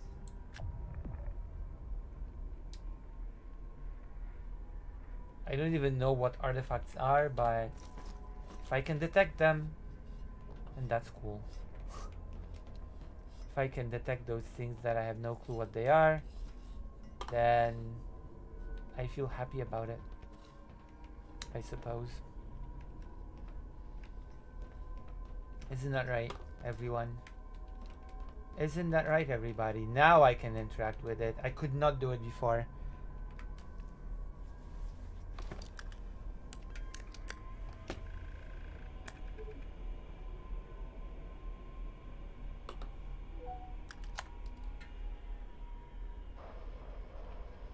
Гей! Нагодо! Що там? Дістався тебе Германів клієнт. Скажи йому, що новий викид новесенькі точки. А новесенькі точки рахуночок новенький. Ха-ха. Негода мертвий. Я Германів клієнт. Ну ніхерасенький у вас там блудняк, хлопці. Chłopcze? Земля скловатою цьому розумнику. Come on. Ніколи мені не подобався. Так, чекай на клієнт. А тобі Герман хоч пояснив, що з координатами то робити? You tell me. You tell me. Ну нагадай. Йопана мах. Я сьогодні зможу пожерти чи ні? Коротше, йдеш за координатами. Пхаєш свій сканер в землю. Потім відвалюєш, поки він не відпрацює. Забираєш. Второпав? Так. Ну, а як не второпав, то це вже ваші проблеми. Я вам тут не довідкове бюро. Бувай, клієнт. Бывай! Oh my god. Координати отримав? Oh my god. Так. Подалі лише складніше. О, добре. Бо до цього все було легкою Добре. прогулянкою. Nice. Знайди детектор для початку. Це ж бункер вчених. У них точно має бути хоча б один. Детектор вже є. Тобі потрібно дістати артефакт, який захистить від радіації. Інакше доєднайся до нагоди. Oh no. І як мені це зробити? Знайди аномалію. Після викиду має бути легко. А далі орієнтуйся за сигналом детектора. Якщо вже сталкери розібралися, то й ти впораєшся. Після артефакт на пояс і йдеш ставити сканер. Тільки не помри в аномалії. Бо погодься, буде вкрай недолуг. Okay.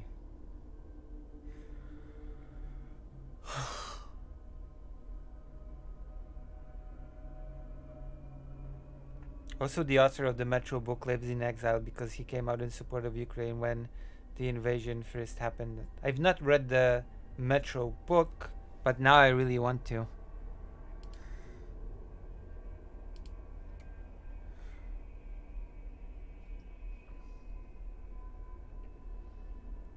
All right.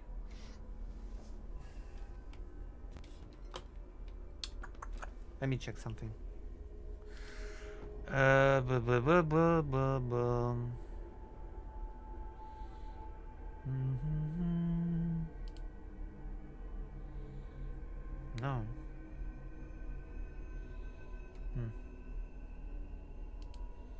I guess not. Never mind. I thought I'd be able to see how long I've been playing this game, but I guess not. Alright. How long have we been playing? Can anybody tell me?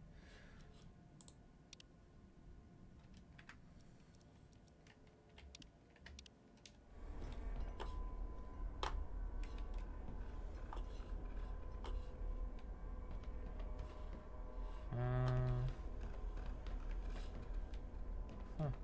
Oh. I'm out. Not. No.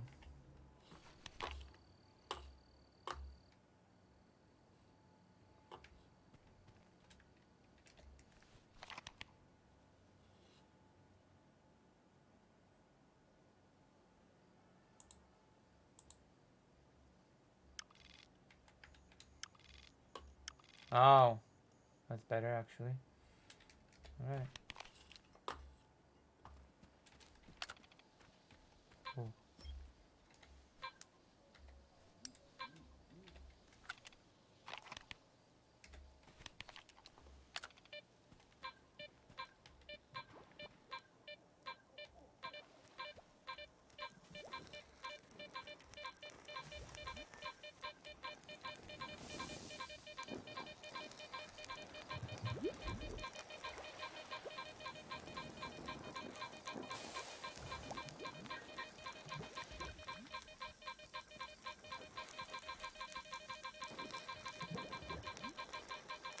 Where's the artifact?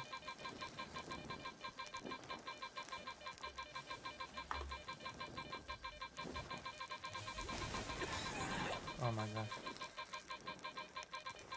I'll try not to die. If I die, you can load again. Is that it?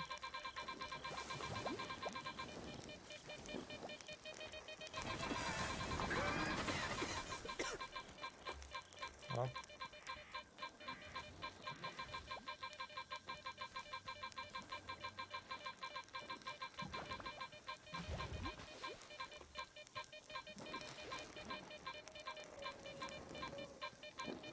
I'm not fond of this moment.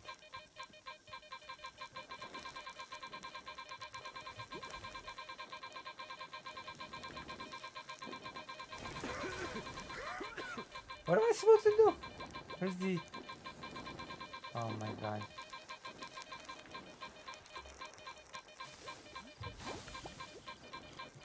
Oh my gosh. White.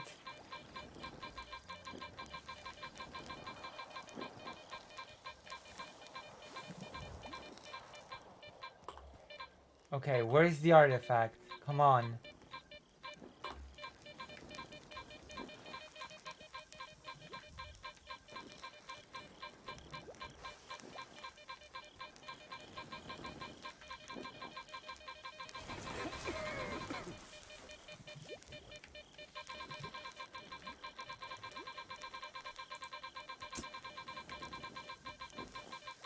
Where?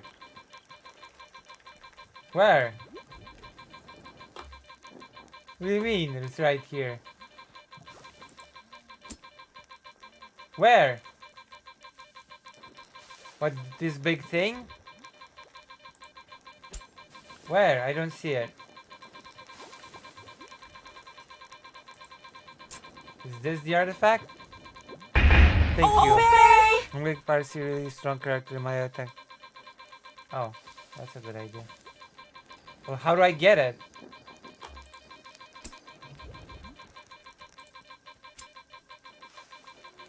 Wait, that's the artifact? I cannot interact with it.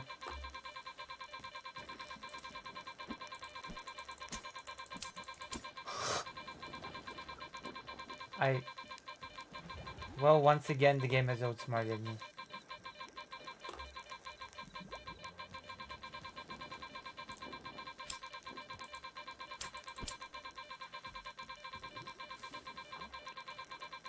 I've been outsmarted by the game. My apologies.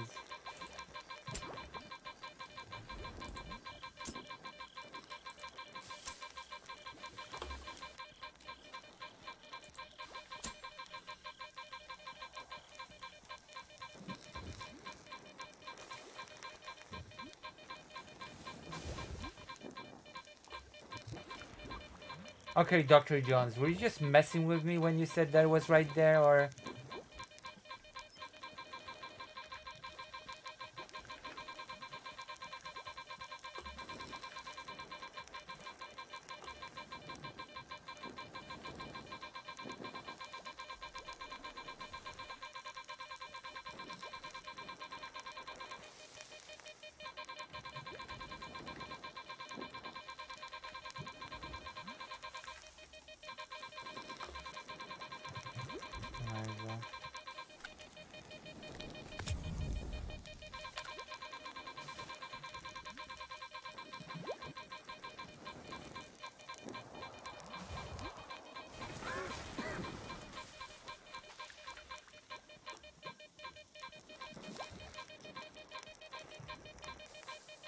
I have no food, by the way.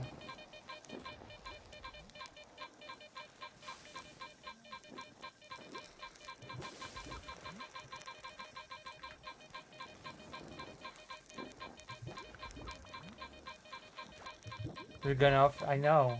I mean, I have to find it, so I don't really have a choice.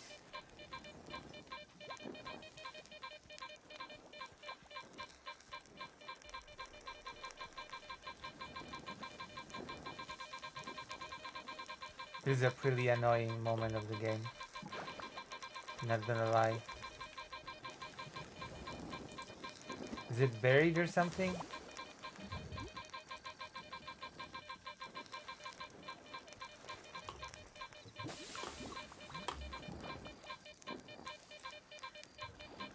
Ugh. What am I looking for? Does anybody even know how it looks like? That has played this?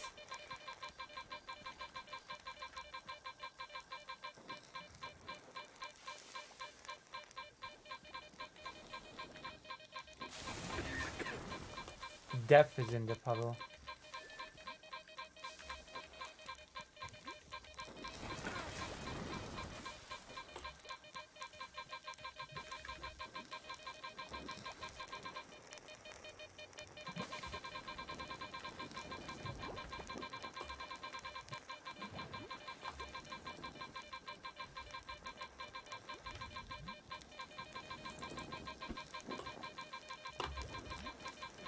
Okay, I'm gonna Google to see what I'm looking for because this is getting... Now this is just annoying, okay? Stalker 2 first artifact. Oh my gosh. Oh, there's a whole guide. So this is part of a quest very early on. What you need to do... Yes. At this point, you should already have this thing, but there's... Yeah, I do it. an Have it. detector I have it. where it's equipped, okay? Once it's equipped, what you have to do is then actually get it in your hand. Now, when you first walk up, it should just put it in your hand. Okay. For some reason, you put it away. On mouse and keyboard, you can't scroll wheel to it. I don't know why. At least in mine, it's set to the number 7. Okay. There's no keybinds. Okay. The artists haven't noticed them yet, but 7 was on keyboard. Mouse and key, or then on control. It should be obvious. Also, you should not be white.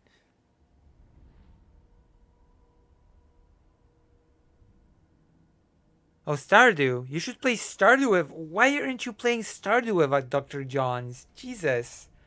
There is a place for you on our farm. I am impatient. Some of the button-based one of the D-pad buttons, I don't know, brings up a radial wheel, and then you can equip it from there and actually bring it back out. Okay, okay. Then what you're gonna do is gonna go to this place, which is right here on the map, but you're probably already here when you look this up. Okay. And then you just need to try to get as close to it as you can. It'll beep really loud when you get near it. And so it's basically is right near this thing right here, this puddle. We're gonna come in from the backside, and when you get near, it'll pop up. So there it was over this puddle, and it'll just pop up. But you have to have this thing in your hand. Now I have heard some people have this bugged out. And it's apparently restarting your game can sometimes fix it. And I also have heard people say that if your graphic settings are low, this thing may not appear. So Really? try changing that. If not one of those. Oh my god. So it might be bugged out and it might not appear. So I have to restart my game. That is so reassuring. So I have no idea if it just does not appear or if it's bugged, or I guess that's just the charm of playing. I got Thursday and haven't been home since. Join us in Stardew, okay? Join us in Stardew Valley. Okay, I have to go to...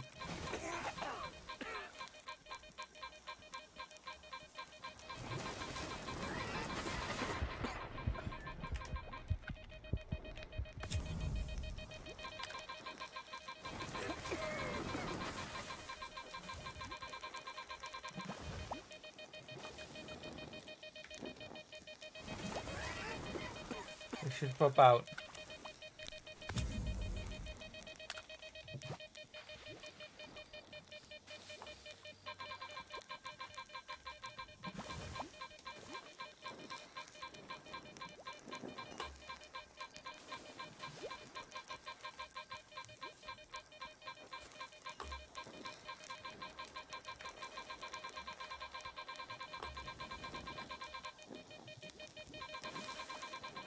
It's not popping out.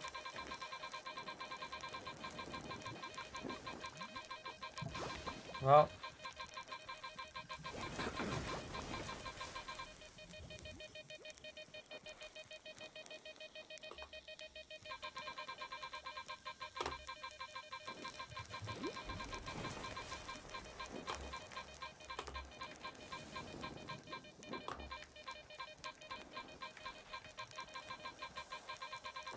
Nothing's popping out.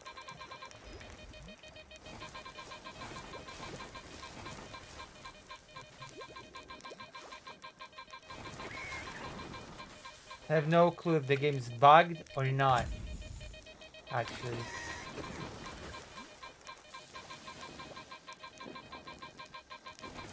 Or am I doing something wrong?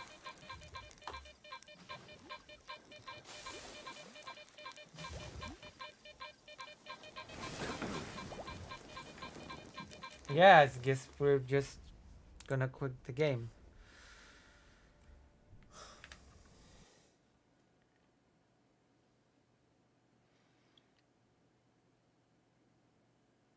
It's not at your feet if it's beeping like that.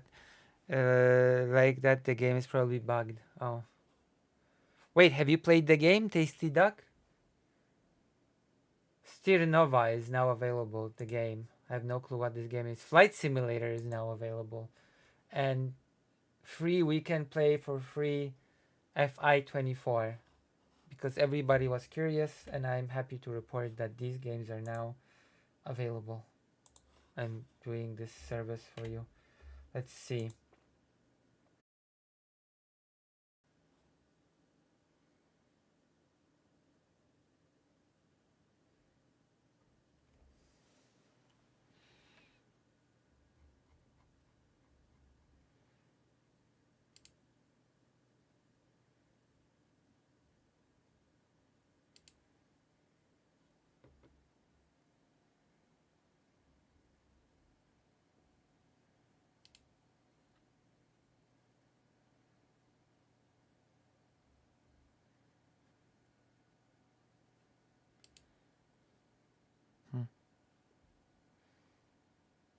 Are we back? Please tell me we're back. Please tell me it's okay. Are we back? Is anybody watching still? This whole mess?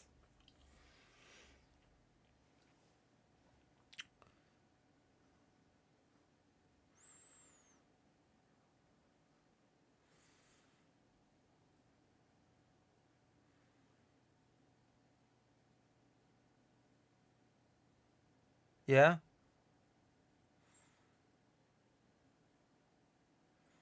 No? Are we back? Are we back, please? Anybody here? Oh my gosh. Wow. I'm totally ignored. I guess I'm not back or something, or I'm just being ignored by my own viewers.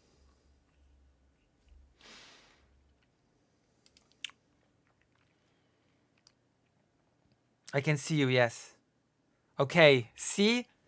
I did this for you. I'm just here to watch a trash fire. You've just witnessed a trash fire. I did it on purpose for you.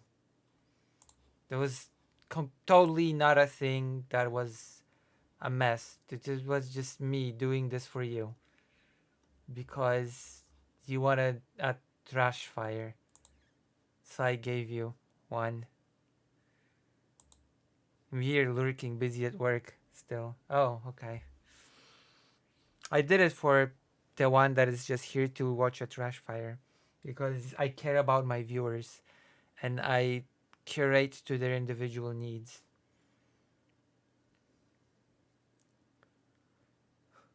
Sorry, I went to water the garden. I missed it. But thank you. I see. Well, that was a waste then. Damn.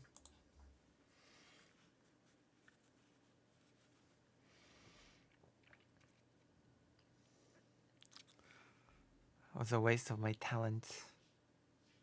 Very thoughtful. I do try my best.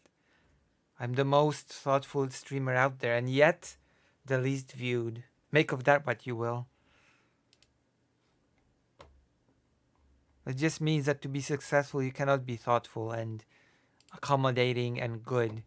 You have to have weird porn folders and scandals under your belt. Oh, that's the only way to be a successful streamer. And to get into weird beefs with other people. This is the way. Isn't that right, fake Alec Kyle Parker? I blame Sunday for no reason. Listen, President Sunday, when I called in recently, said that him not rating me is a kindness. He said he's kind to me, but not rating me, so.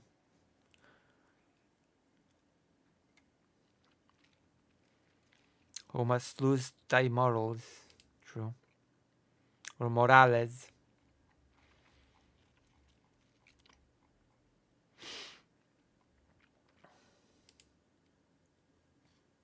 Why did you type it like the Spider-Man surname? Maybe true? I know. I don't think that's true, okay?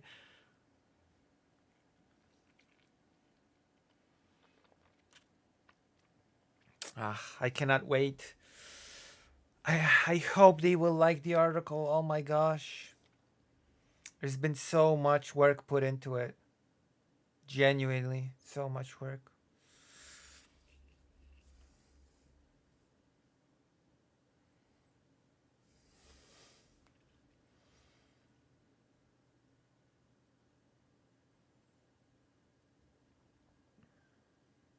Oh, Greater Int is also writing. Yeah.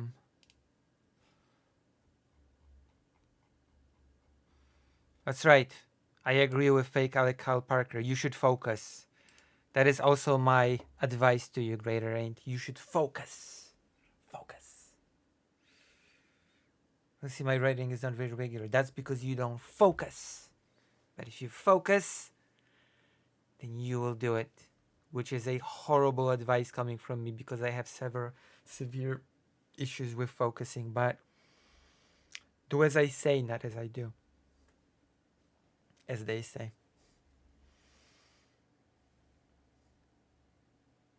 It's still loading. Dr. Jones was right. We're back to the compiling shaders stream.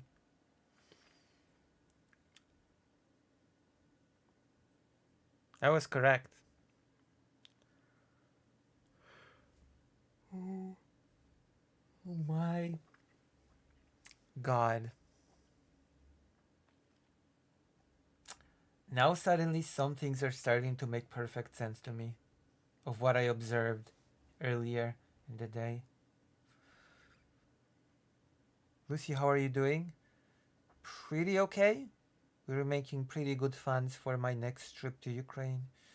I'm gonna be picking up the camera today. And also, I'm waiting for the news about the article, so things are pretty okay. Lucy, should I give Warpath a rocket launcher or a minigun, or should his stomach cannon act as a rocket launcher? Stomach cannon rocket launcher all the way. I try to do well. Greater Int. I try to do well. There are many factors. There are many factors.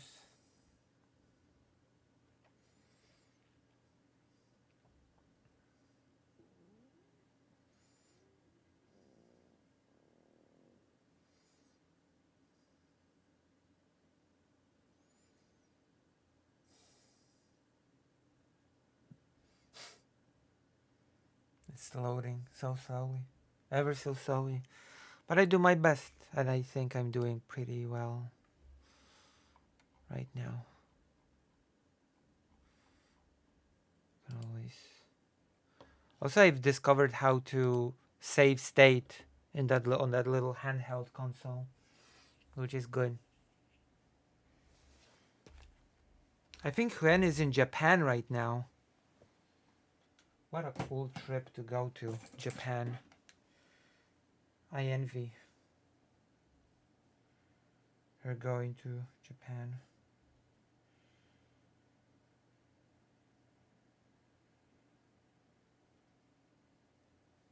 She's in Japan right now. Pretty cool.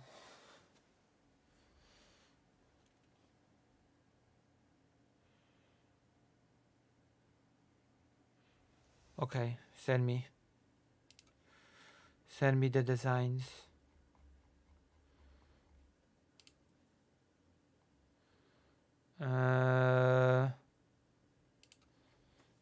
This, of course. It's not even a question. It's not even a contest, to be quite honest with you. Of course, this one. Naturally, this one. There's no other option.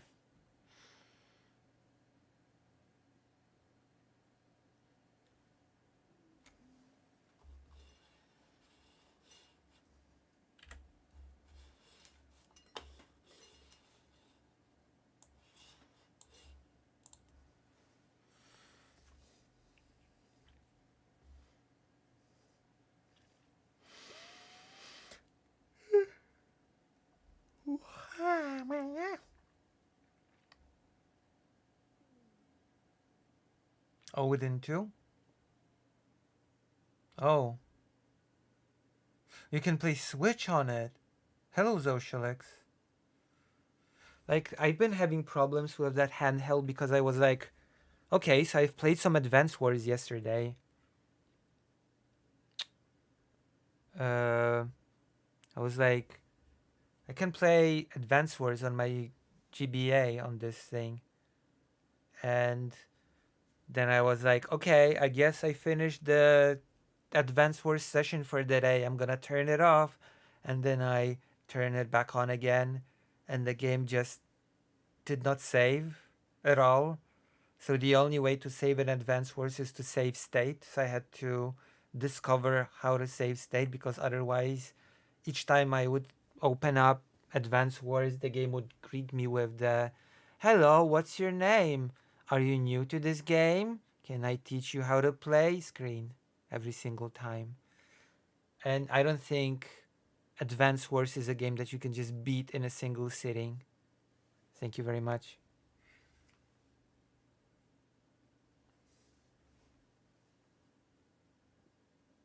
Yeah. I mean, as long as I can save state, I don't mind. That's fine with me. As long as I can save my progress somehow. Advance Wars feels like a really good game to play on the go.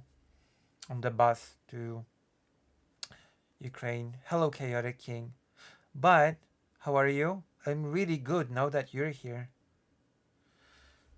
But I feel like if all of you donated a little bit, then I could take this luxurious train from Warsaw to Kyiv that costs $125. That goes once per day to Ukraine. A train! Oh my God. I have that effect on people, I know. You certainly have that effect on me. Choo choo, that's right. But you know what would have a big effect on me? If you join the page lucyhaza.org/live and donate. That would make my day, my year, my life.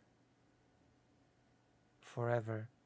Well, not forever, but you get the gist. It's still loading. Still loading so ever so slowly. Lucy, I think I must depart. Don't depart. Lucy, we've been over this. No, we haven't.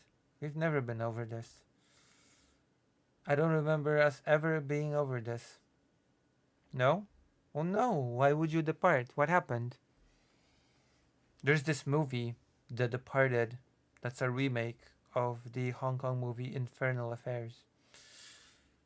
A really crappy remake, I might add.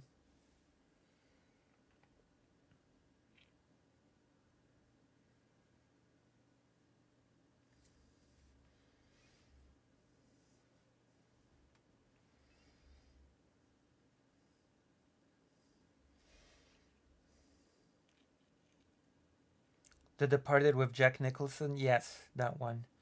The crappy remake of Infernal Affairs, the superior version.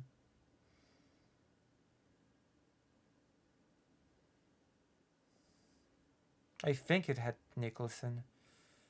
Maybe it had Jack Nicholson, I'm not sure. It had people with crappy Boston accents. And a lot of swearing. This week is my last week of group therapy, Lucy. Oh. You should make the most of it. You should make the most of the therapy. And then you should somehow try to do one-on-one therapy. Okay, the game's on. We can continue.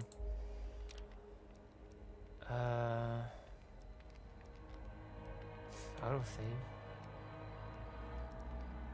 Why are there so many autosaves?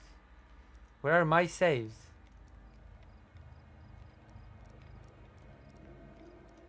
What the hell?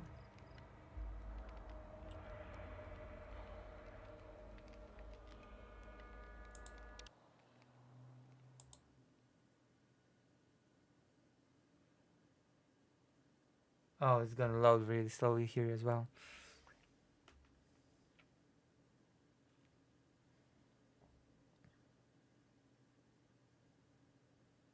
I will try to capitalize on my time there. Yeah. Yeah, it's important. It's important. It's so important. Oh my gosh. Oh no. I'm in trouble. Oh well. I'm always in trouble. Unfortunate. An unfortunate state of my being. Of always being in some sort of trouble.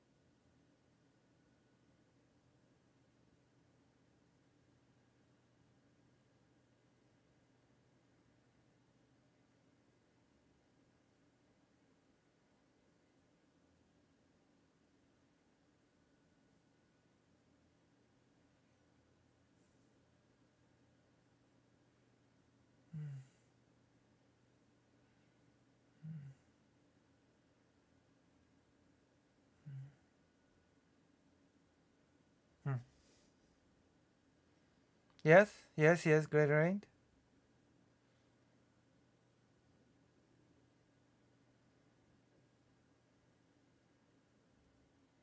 I DM'd you. Oh, what did you DM me?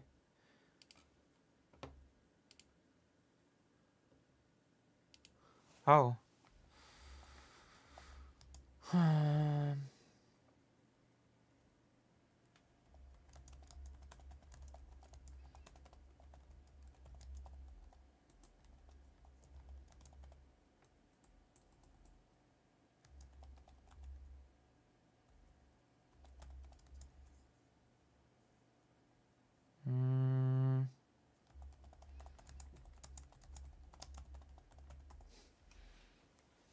All right.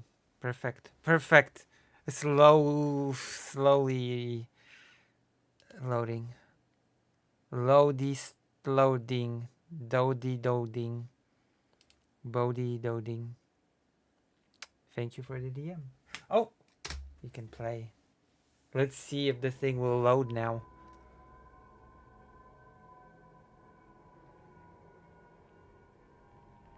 Okay, find the artifact. Let's go. We will so find the artifact this time. Oh my god. It's so gonna pop this time. Where am I? Hold on. Oh, wait, it was so dark in here? Oh my gosh. It was quite dark. Well, now the game is not working fluently again.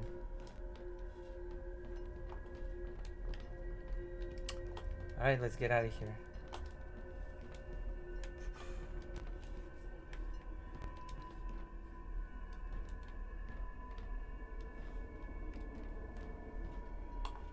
Oh gosh.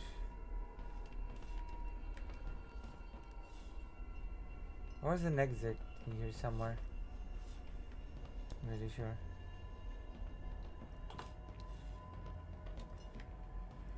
There's an exit in there somewhere.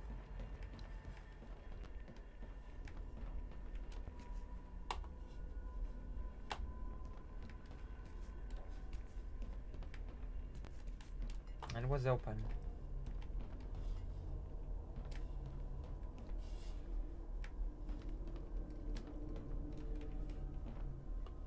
How did I exit last time?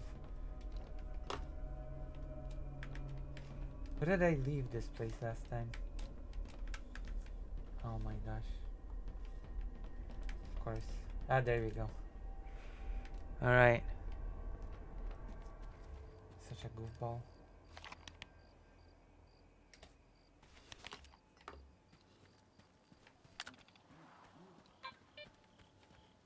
Okay. Here we go again. Here we go again.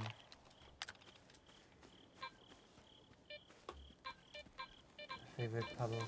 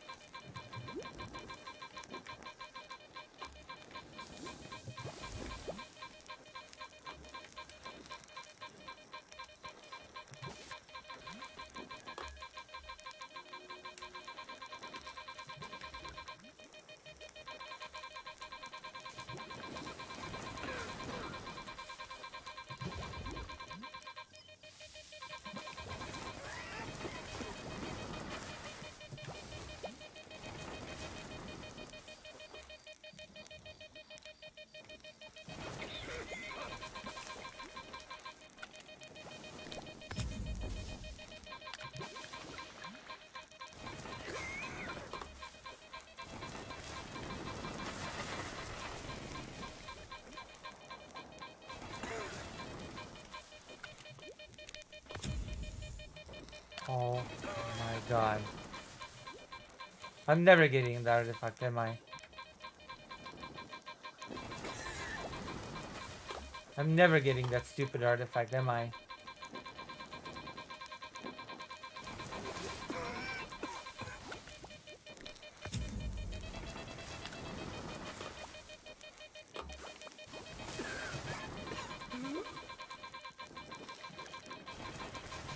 I'm literally never getting that stupid artifact.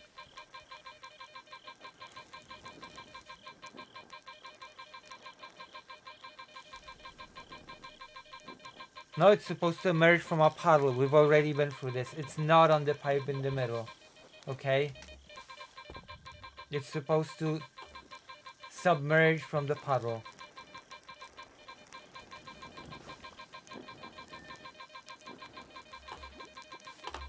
There are stars in the air.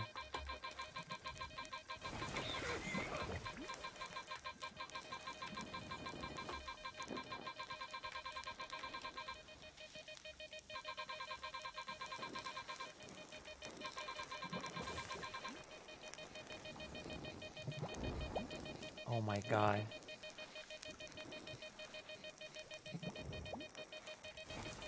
I'm never getting my artifact. It's just not happening.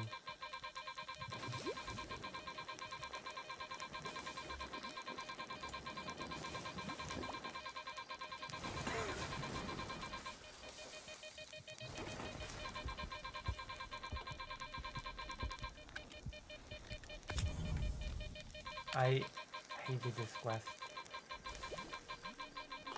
with a passion. Okay. I genuinely hate this mission with a passion.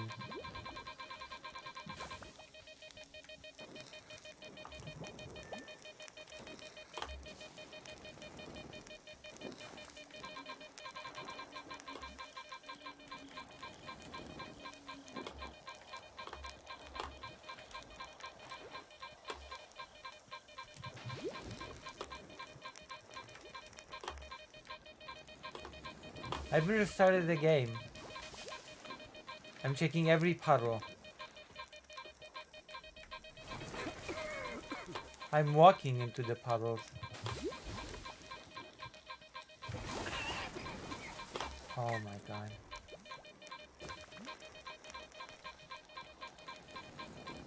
I feel like the game's trolling me with this artificial fact BS.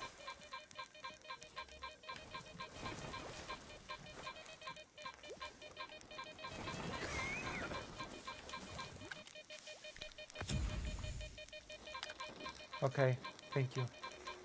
I might go to sleep as well if I don't find the artifact soon.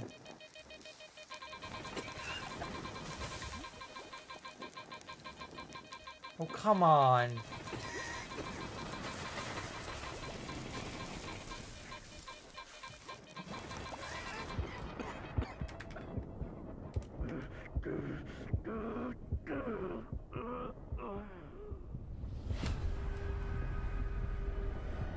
Ah, God.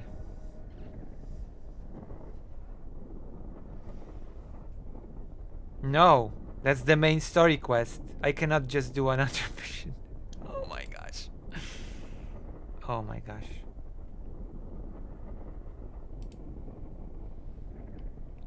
Oh my God. Oh mój Boże. Okay, I'm going to sleep.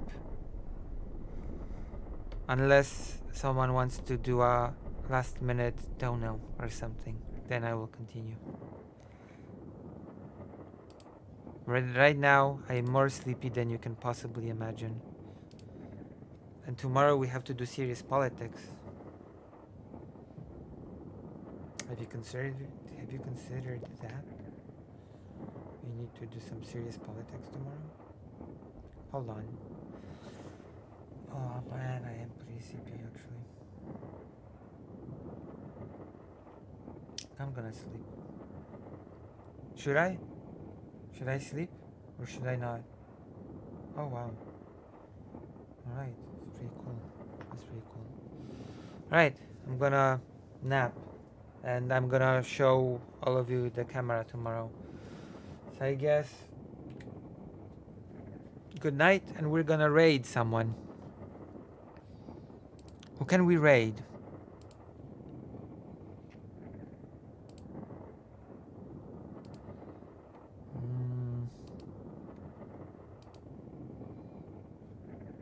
Vegcom. We're gonna raid to Vegcom, as always. So good night, and I'm gonna go to sleep, okay? Lots of love to all of you. Good night.